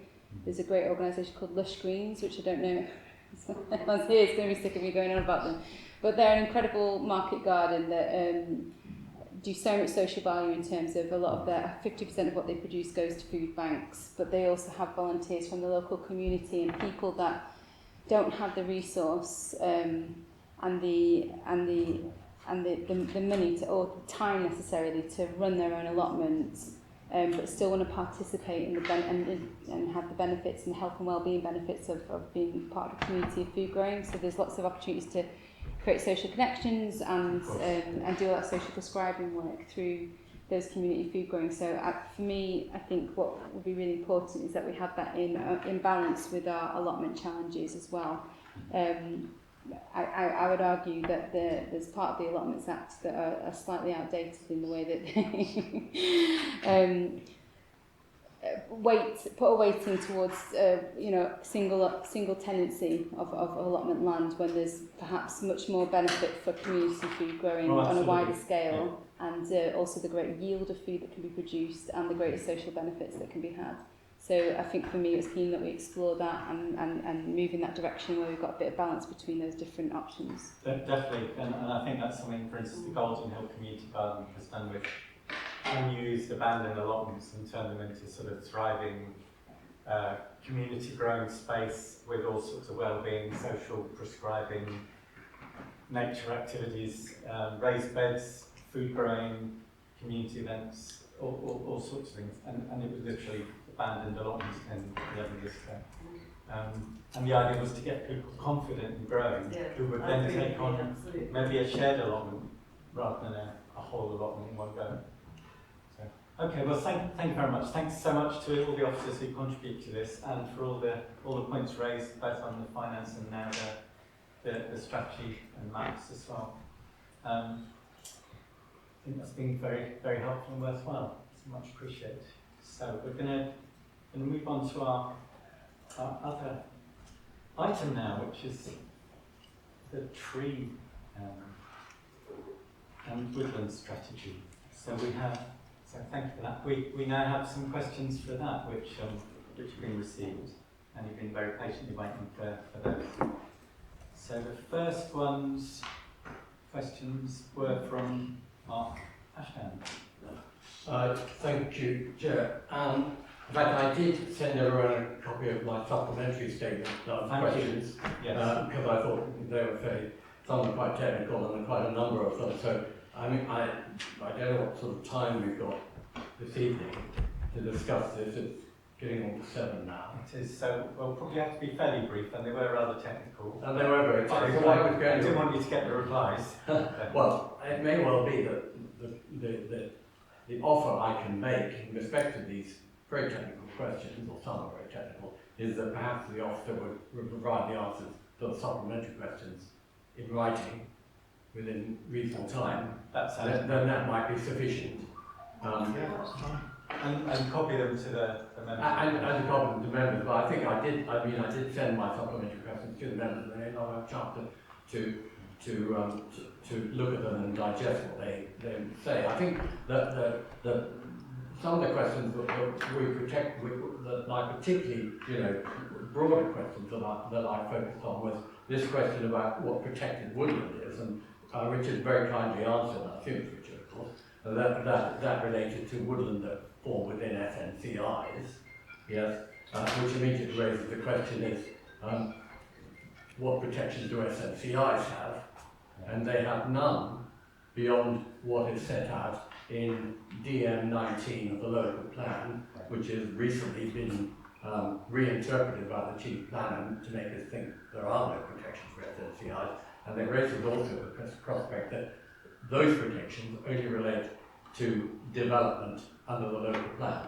Now, if there is no development in respect of an SNCI, what's to prevent the owner of that land from trashing the SNCI, and there's no sanction can be brought upon? So that's one of the sort of key questions I ask that relates to this. You're talking about protecting woodlands, but in fact no protection is being offered. So I think that is the sort of fundamental point in Ultra relates to all other SNCI. For instance, the newest SNCI just recently delegated the wildlife meadows up at Yew Tree Farm. As we know, that land is owned by somebody who wants to develop it, and there's nothing to prevent that owner from going onto that land and ploughing that field up, and no one can stop them. So I say the same about woodland SNCIs, and Richard, if you want to address that, I'm more happy for you to address it now. Well, I can say something in response. Thank you. Okay with that, Chair. So, you are quite right around the principle of the way the development process views sites of nature conservation interests. They are there to recognise the planning process clearly wants to recognise the importance of spaces for nature, and the site of nature conservation interest designation does that, reflecting its local importance. Other designations at a national and an international level as well. They all are to some degree fraught with what to do if somebody really doesn't want to care for an SNCI and takes sort of malicious action. So there are structural issues ultimately about that. However, with woodlands, whilst it doesn't as such fully protect the habitat, there are clearly statutory controls, legal controls in place to limit the degree to which people can fell trees at will. And that largely is dealt with by the Forestry Act, actually. The Forestry Act, which dates back to the 1960s, governed by government through the Forestry Commission, does limit legally the amount of timber that you can fell without requiring a licence. And that does allow people to work beneath the threshold, but it's actually quite hard to be quite malicious at scale beneath the threshold and carry on. Which brings in the next stage, which might be to introduce a tree preservation order if there was a risk, and that would be about some landowner taking, doing bad things in the woodland. So there are other ways. The question was about protection in terms of the definition of the report. It is about SNCIs. They are otherwise protected by other means. Does it protect you against everything? No. It's a national issue as much as a local issue. Probably in truth, the biggest threat to SNCIs is neglect, rather than malicious action. So I guess it's about not losing sight of encouraging ourselves actually as a landowner in respect of our duties to bring our sites of nature conservation interest up to a standard. We've already, in the Managing for Nature piece, talked about that in terms of the scale of that. It's not impossible, but it requires investment. So how does that happen? You've got private landowners that are probably sitting on their land and not doing much. Woodlands particularly suffer from neglect because actually you can always leave them another year and another year and another year. And over time you get overstocked woodlands with little light in them, and it's actually not great for nature, and they don't do as well as they should. So I'm not dismissing the point at all. I'm looking at those other layers of kind of where protection comes in, and also pointing out that doing nothing is not great for woodlands either, when in fact they're sort of, they're not entirely natural systems to begin with. Yeah. And I think that one of the points I made, specific points, is that we've identified 9 ancient woodlands within the Bristol boundary. Not all of those are in SNCIs, so hopefully you will take that into account when considering what a protected site is. Not all of them which are wholly within. Well, I'm going to say a site, a designated ancient semi-natural woodland, which is 400 years plus continuous wooded history, is quite significant. They do relate to a certain size in terms of the legal kind of definition, but that has been a threshold. I would expect, you're clearly points to boundaries, but I would expect an ancient semi-natural woodland to be recognised as a site of nature conservation interest, because in effect that is a recognition of local significance of nature. Yeah. The two should come together. There may well be some boundary issues which clearly would create a focus in it, but structurally ancient semi-natural woodlands should be subject to sites of nature conservation interest. Well, I think set my stall up too much. And hopefully those will be aligned, and they're not at the moment, but that's a process for the local site partnership report. Are there other questions you want to pick up at this stage? Yeah, I think that's largely it. And on the basis that, you know, Rich will go away and give me a written or give us a written response to that. Thank you. Yeah. Thank you. No, you've raised some really important issues, and there are certainly major planning worries about protection and the response to people who don't follow sort of planning rules and so on and so on. In terms of this, we've also got your statement on trees. The statement, you know, again, before you, and I won't take a lot of time, but I think, you know, we've always argued that a tree strategy ought to form part of the local plan. It's expressly stated that it won't in this document, and we take issue with that. Unless there are, you know, the guidance we've seen has always suggested that tree strategies are an important part of the local plan, and we're deeply disappointed that there are no plans to integrate this a tree strategy into the local plan. Yeah, sure, point taken. Sorry, I accidentally missed letting some questions. Quite good to have the question and the statement next door to each other, so carry on. Okay. I mean, that's the heart of my statement. The rest of it is there. There's some detail. I'm sorry, you know, as I've said, and I'm sure people are disappointed in Richard no less, is that at the moment it's drawn, we don't feel that we can endorse this document as a Bristol Tree Forum. Yeah, and sorry, that is a concern, because obviously you put a lot of effort into advising us on tree issues. More than happy to re-engage and discuss our concerns. Sure. Yeah, I think we do need to follow that up. Because there's some of the points you raise, the ones I think some members would share. Okay, thank you. So, Len, you had questions on the statement? Yeah, sure. I think it's a good idea to run them into each other, because they'll get confused. So, really, one supplementary question 1.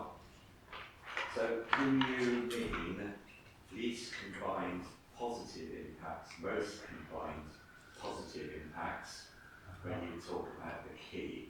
Because impacts can be negative and impacts can be positive. And I get very confused as to which that was in those particular plans. That's the only supplementary check. So, right place. Tree impact criteria. Would you like me to talk to that? Yes, please. So, when we get to the item, I'm going to do a little bit of intro. So what we call the tree impact criteria, they're new in terms of what is being included in the strategy, and what they're intending to do is to focus attention where the greatest benefits are from taking actions to increase tree cover.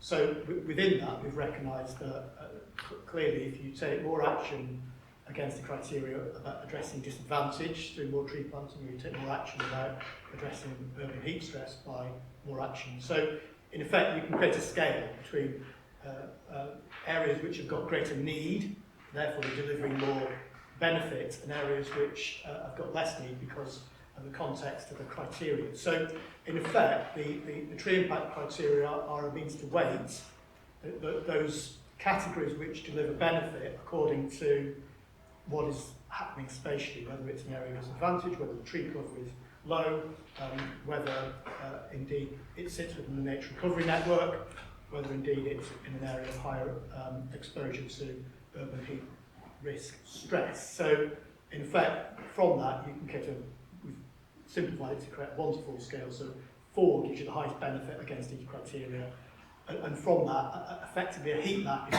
produced if you just stack the criteria, simply stack them to show, well, what would be the highest benefit overall, addressing most disadvantage, addressing most urban heat stress, addressing most nature recovery, etc. And the maps show that. That's what it's trying to do. It may well need a bit more explanation. We've just come out of the shadows with this, so in that respect, you're kind of the first public response to it. So it's beholden to us to listen, so whether it's not either clear enough or it just needs just clarifying. You know what I mean? It'd be clear because the way it looks, or maybe not clear because the way it's described, is slightly different. So I just take that on board. But that's what I'm trying to say in the answer. If that's clearer, a bit clearer, then good. If it's still not, I'm very happy to have a more of an offline conversation, and just to sort of say, well, what is it you think I'm not getting right in the way I'm either describing it or what the maps need to say? Chair, if you're happy, I'm happy to move straight to the statement. Thank you for the offer. I'll do the best to respond. So you're happy to move into statement? Yes, please. Great. So it's sort of a repeat of the previous one. You guys, I picked up an example there where if you're anything like me, forget the text. Let's go for the map and find my site. Oh look, it's coloured orange. And you look at this key and you think, what's this about? If you're being positive, let's say positive. And it's again that situation where basically you need to look at how the average member of the public who's just read the maps and how they're going to see the text. Behind that is the bit in the statement which overlaps again with the park strategy. A person that sees the strategy will be asking questions, where are the trees going? Is anything like me, when I plant trees on council land, legitimately, kind of stay back with things that go out, hundreds of trees just sticking everywhere. It's really great because I can always find out where the best places for trees are in terms of how long they actually stay in the ground before somebody rips them out.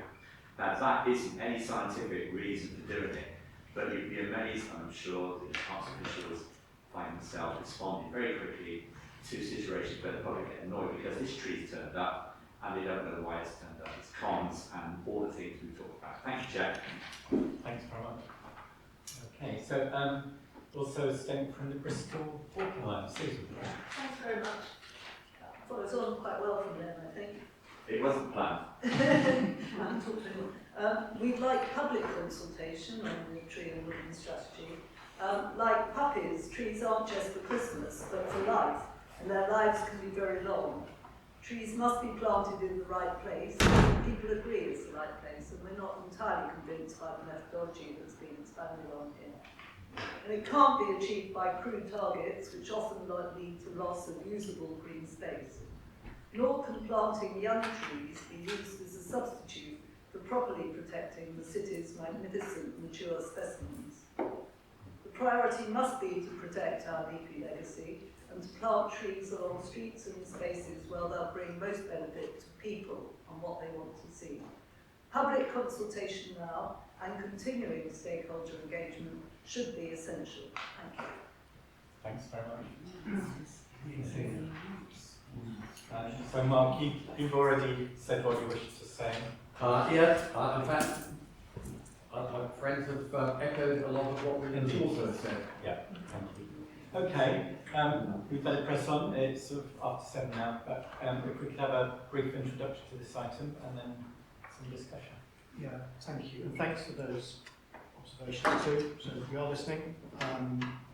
So this is just introducing the papers that you've effectively looked over. So this is about a Bristol tree and woodland strategy. I'm reminding you that we did do some engagement work back in March of this year. That was a tree questionnaire and some stakeholder workshops attended by a number of organisations, giving us a number of views about problems and solutions and actions that would be appropriate to do more for tree planting and tree management.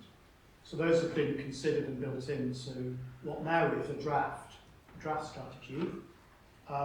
It's a dynamic working document, so continuing to work on it even though we're talking about it today, so it's evolving as we go, because we want to get to the stage where soon we've got a finished article and that we can move to actions rather than just having a strategy, because that's a stepping stone, it isn't a destination. So the Bristol strategy, as it was a tree strategy, at the moment it does set a vision and some targets for trees and woodland.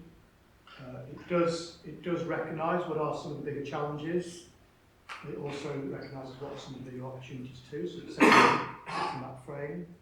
I'd say it is about being benefit focused, so those tree impact criteria which we have introduced are about that narrative around what benefits we do get from trees. The benefits are not the same as where you should plant a tree.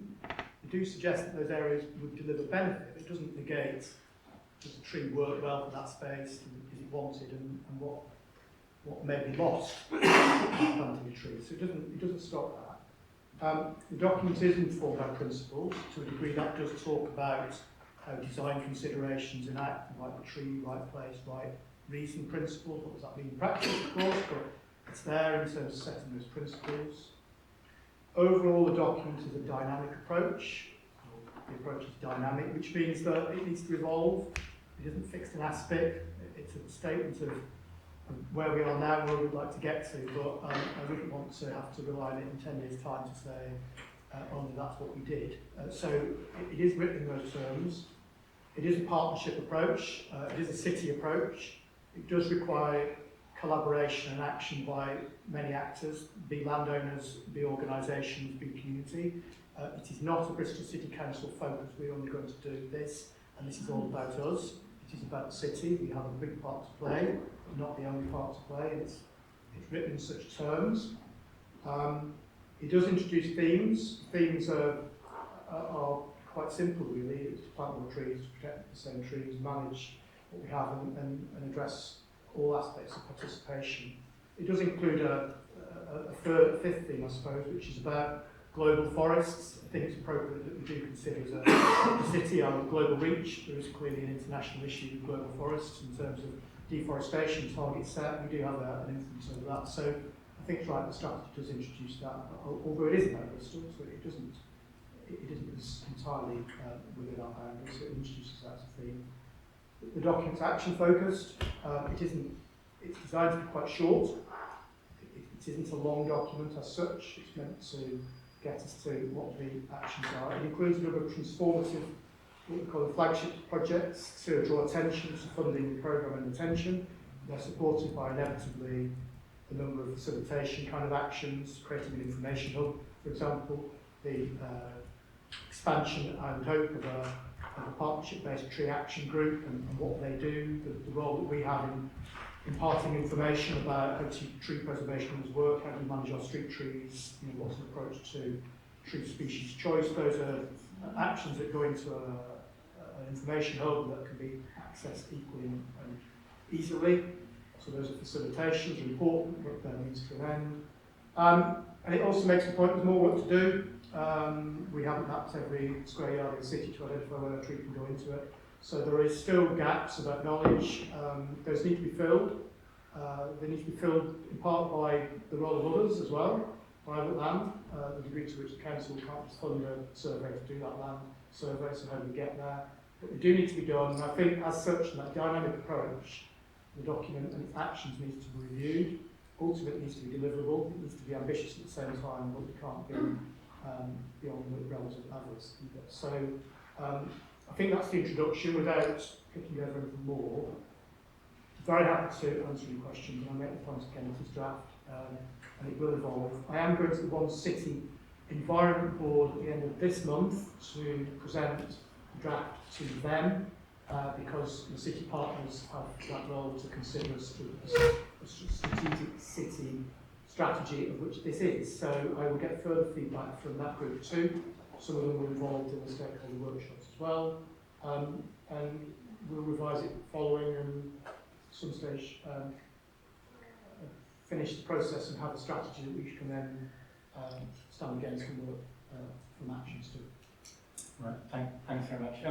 Could you answer the question first? Because this commission did a lot of preliminary work about trees and came up with a whole list of recommendations that preceded work starting on a strategy.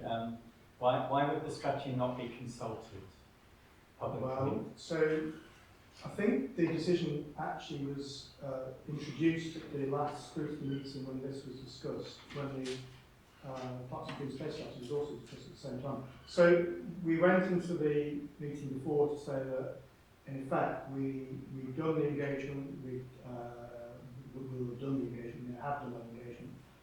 We felt it was therefore appropriate to go to agree the strategy and focus on the actions. If there's a decision to review that, then that can be made. But at the moment, I'm working to that agreement that, in effect, we take a statutory endorsement rather than consultation. And what's the timescale for completion? Well, you said at a certain time. So,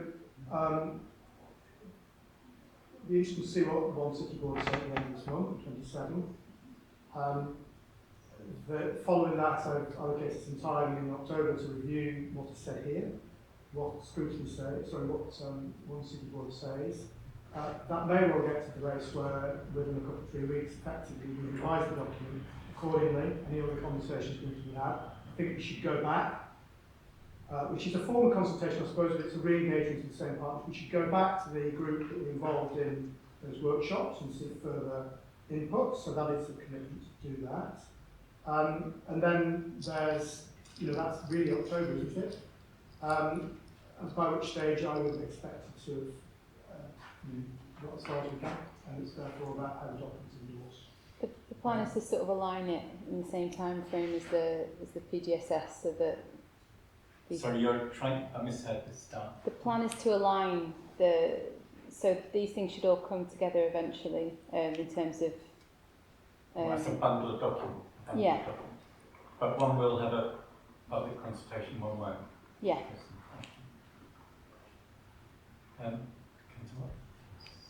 Yeah, I think I'm slightly disappointed that there's a lot of emphasis on percentages and areas covered, etc., which is important.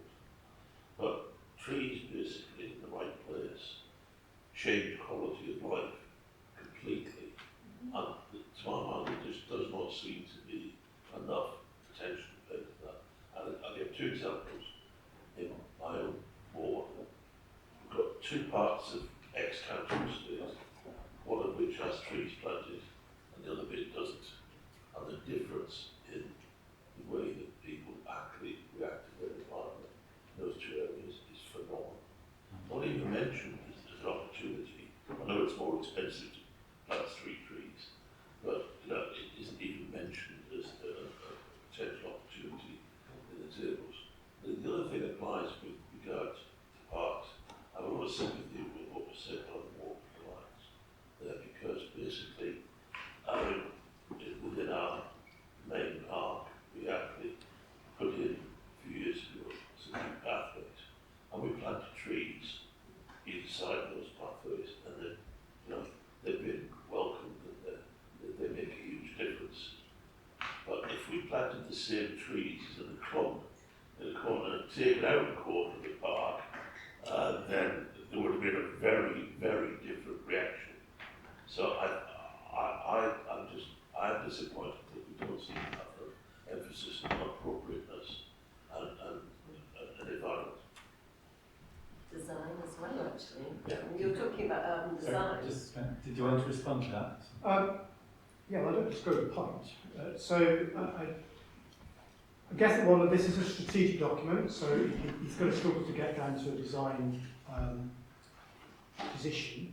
The tree impact criteria should to some degree be talking to your point, which is, I mean, using disadvantage as a proxy, which is about the degree to which there is high levels of disadvantage. So tree planting is demonstrated well from lots of research to, if it's well planned, trees in the right place, doing the right things, which is, you know, not filling a whole site with trees just because we've got the space. That's not necessarily a good design solution. So it is about understanding how a space is used, talking about root space, how a space is used, what its character is, what tree planting could do to improve it, whether it's for nature or for amenity or the benefits. So those design-led considerations come in, and we've got plenty of good examples where that has worked well. The tree impact criteria talk about addressing disadvantage, so it's about that focus, so it's about where should we prioritise attention.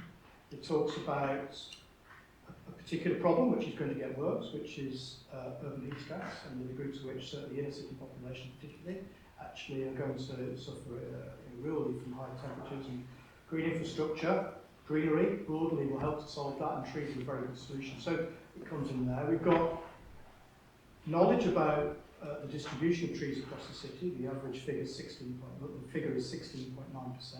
The distribution is highly variable, we know that. Within that, the tree impact criteria are recognising that there are areas of the city where tree cover is clearly lower than the average, and they prioritise through weighting, focusing attention to address that. So strategically, I think the strategy is recognising quality of life through proxy and disadvantage. It's recognising solutions around particular problems around overheat stress and climate change. It's recognising accessibility for trees around average cover. So strategically, it is trying to set that scene, and then when you get down to implementation, it is then a considered approach. And I would hope that we do have that built in currently. I wouldn't say every time we've got it perfectly right, but we do learn, and these are also a dynamic process. And so the design-led approach matters, and from that, you know, and it's consulted upon, and people are involved in it, we can bring the strategic elements to the practical elements and hopefully get trees planted according to that principle, the right trace, right tree, right place, right reason. That's my response, I think, to your point. I think we have picked that up in the wellbeing aspects of the strategy. And I would say that, you know, Richard and the team are very heavily involved in projects across the council, such as the livable neighbourhoods and the green infrastructure that will bring, and Richard will advise what kind of trees and the benefits they will bring. So I think that is very much the foremost of our minds when we're doing any kind of policy or project that involves green infrastructure.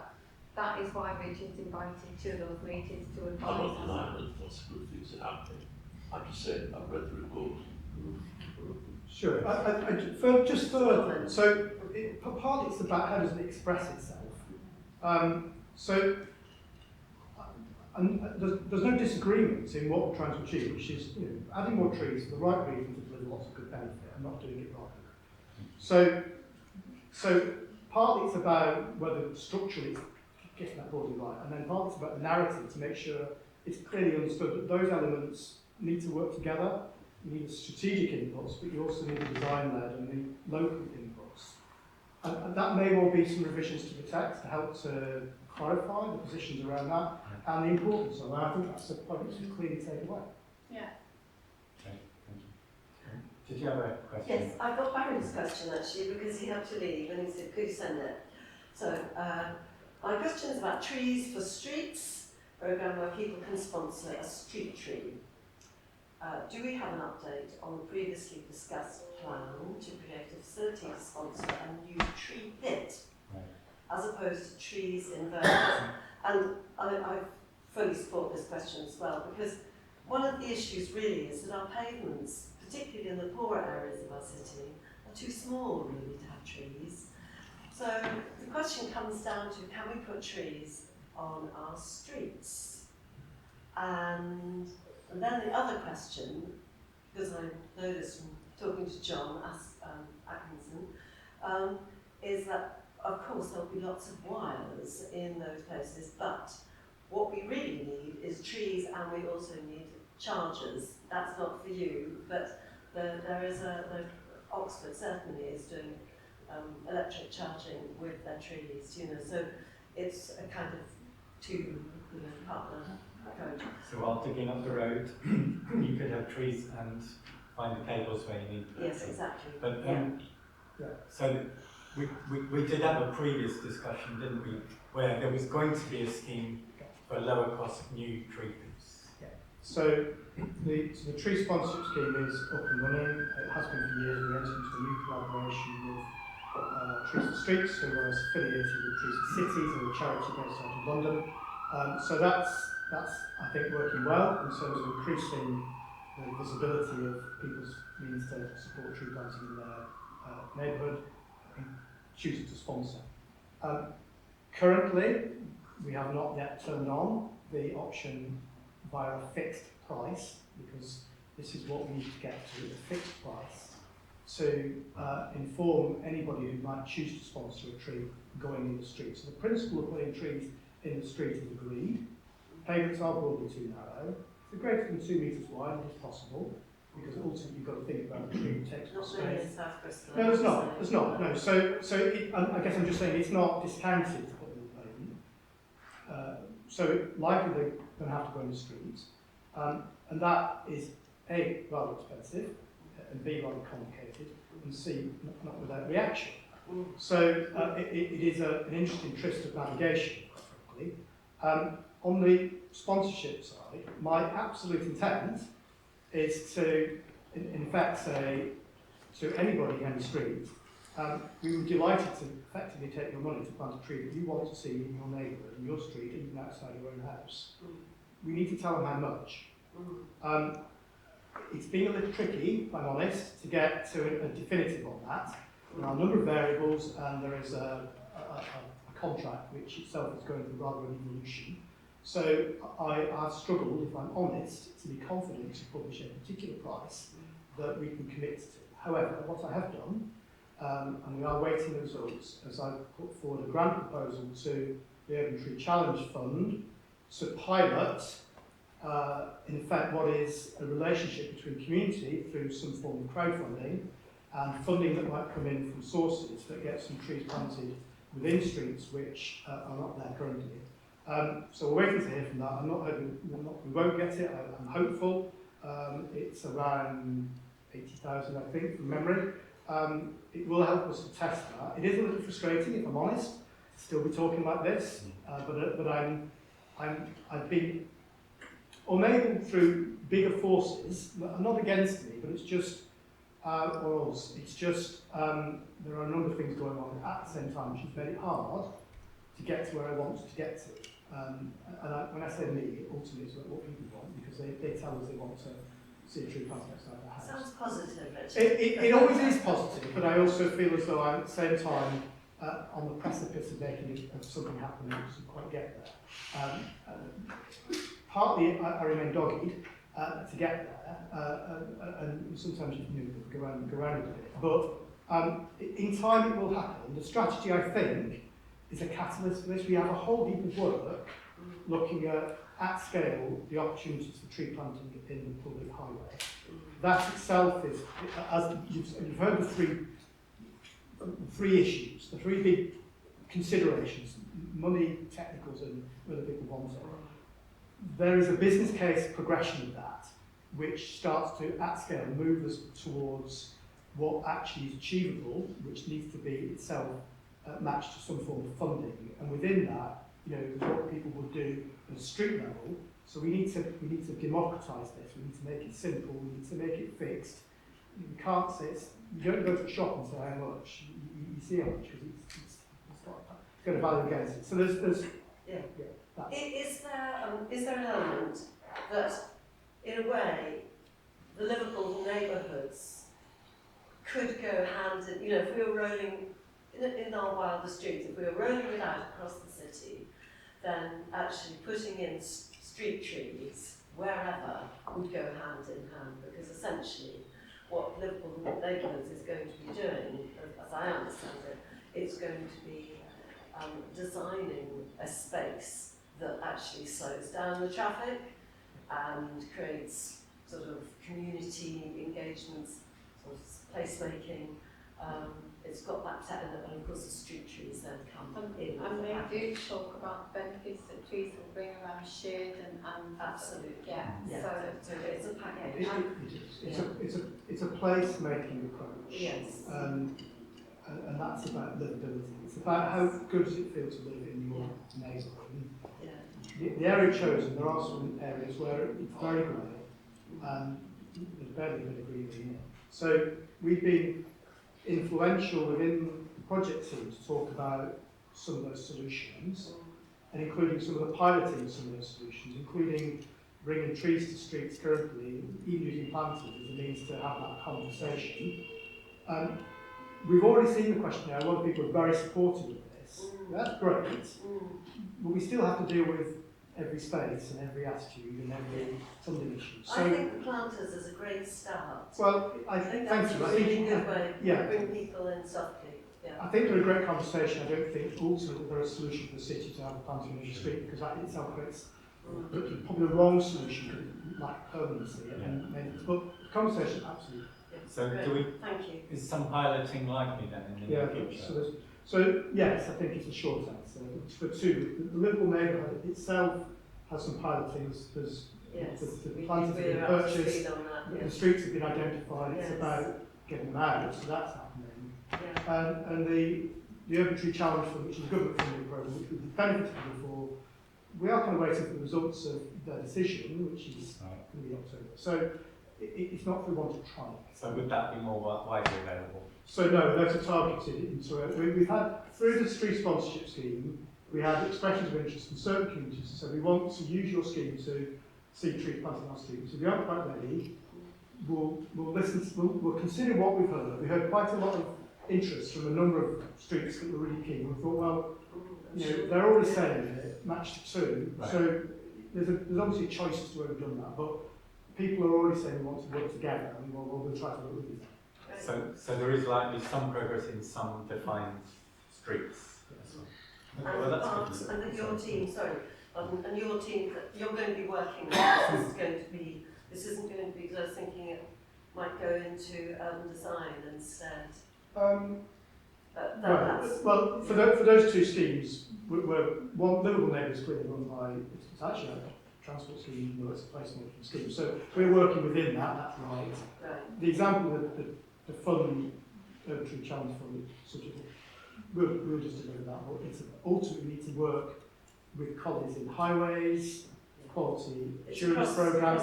So when you're never, ever, you can't just do things alone, that's not going to work, it's not right. So we're allowed to champion some things and bring some solutions to the table, but we need to work with that. Great, thank you. I'll pass that on. Yeah, thanks for covering that. Did anyone else have any questions on the strategy? You may not. So I was going to raise the issue of the trees where there aren't any, so that's covered. But I look forward to news on that, so do keep us informed on that. And we've certainly had some important issues in the public forum, which I hope will be addressed. If there aren't any more, we might have concluded that. Yeah. Okay, thank you very much for that attention and keeping us up to date on it. And it is moving forward, so that's really great to see some progress. I look forward to that. So we do have a final item, don't we, which is for noting. The calls for performance. Yeah, so we weren't going to bore everyone with going line by line through the performance report, although I'm sure we could. But we had some questions in advance that I sent in. I don't think there are any others. We've received responses, and they will be put in the minutes. So that's the way of not having to go through a complicated performance report in public. And if that works again, next time we'll do the same. Okay. Is that the final? Okay, going back to our agenda. We've covered the performance report. Thank you for all the other items and the discussion.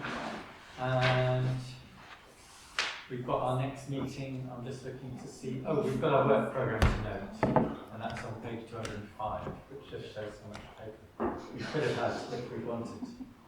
The next meeting is 30th. The next meeting and the future business is in the performance report at the end of today's meeting. Okay, thank you very much everyone, all the members, those of the public who stuck it out at the end, well done, and thank you to all the officers.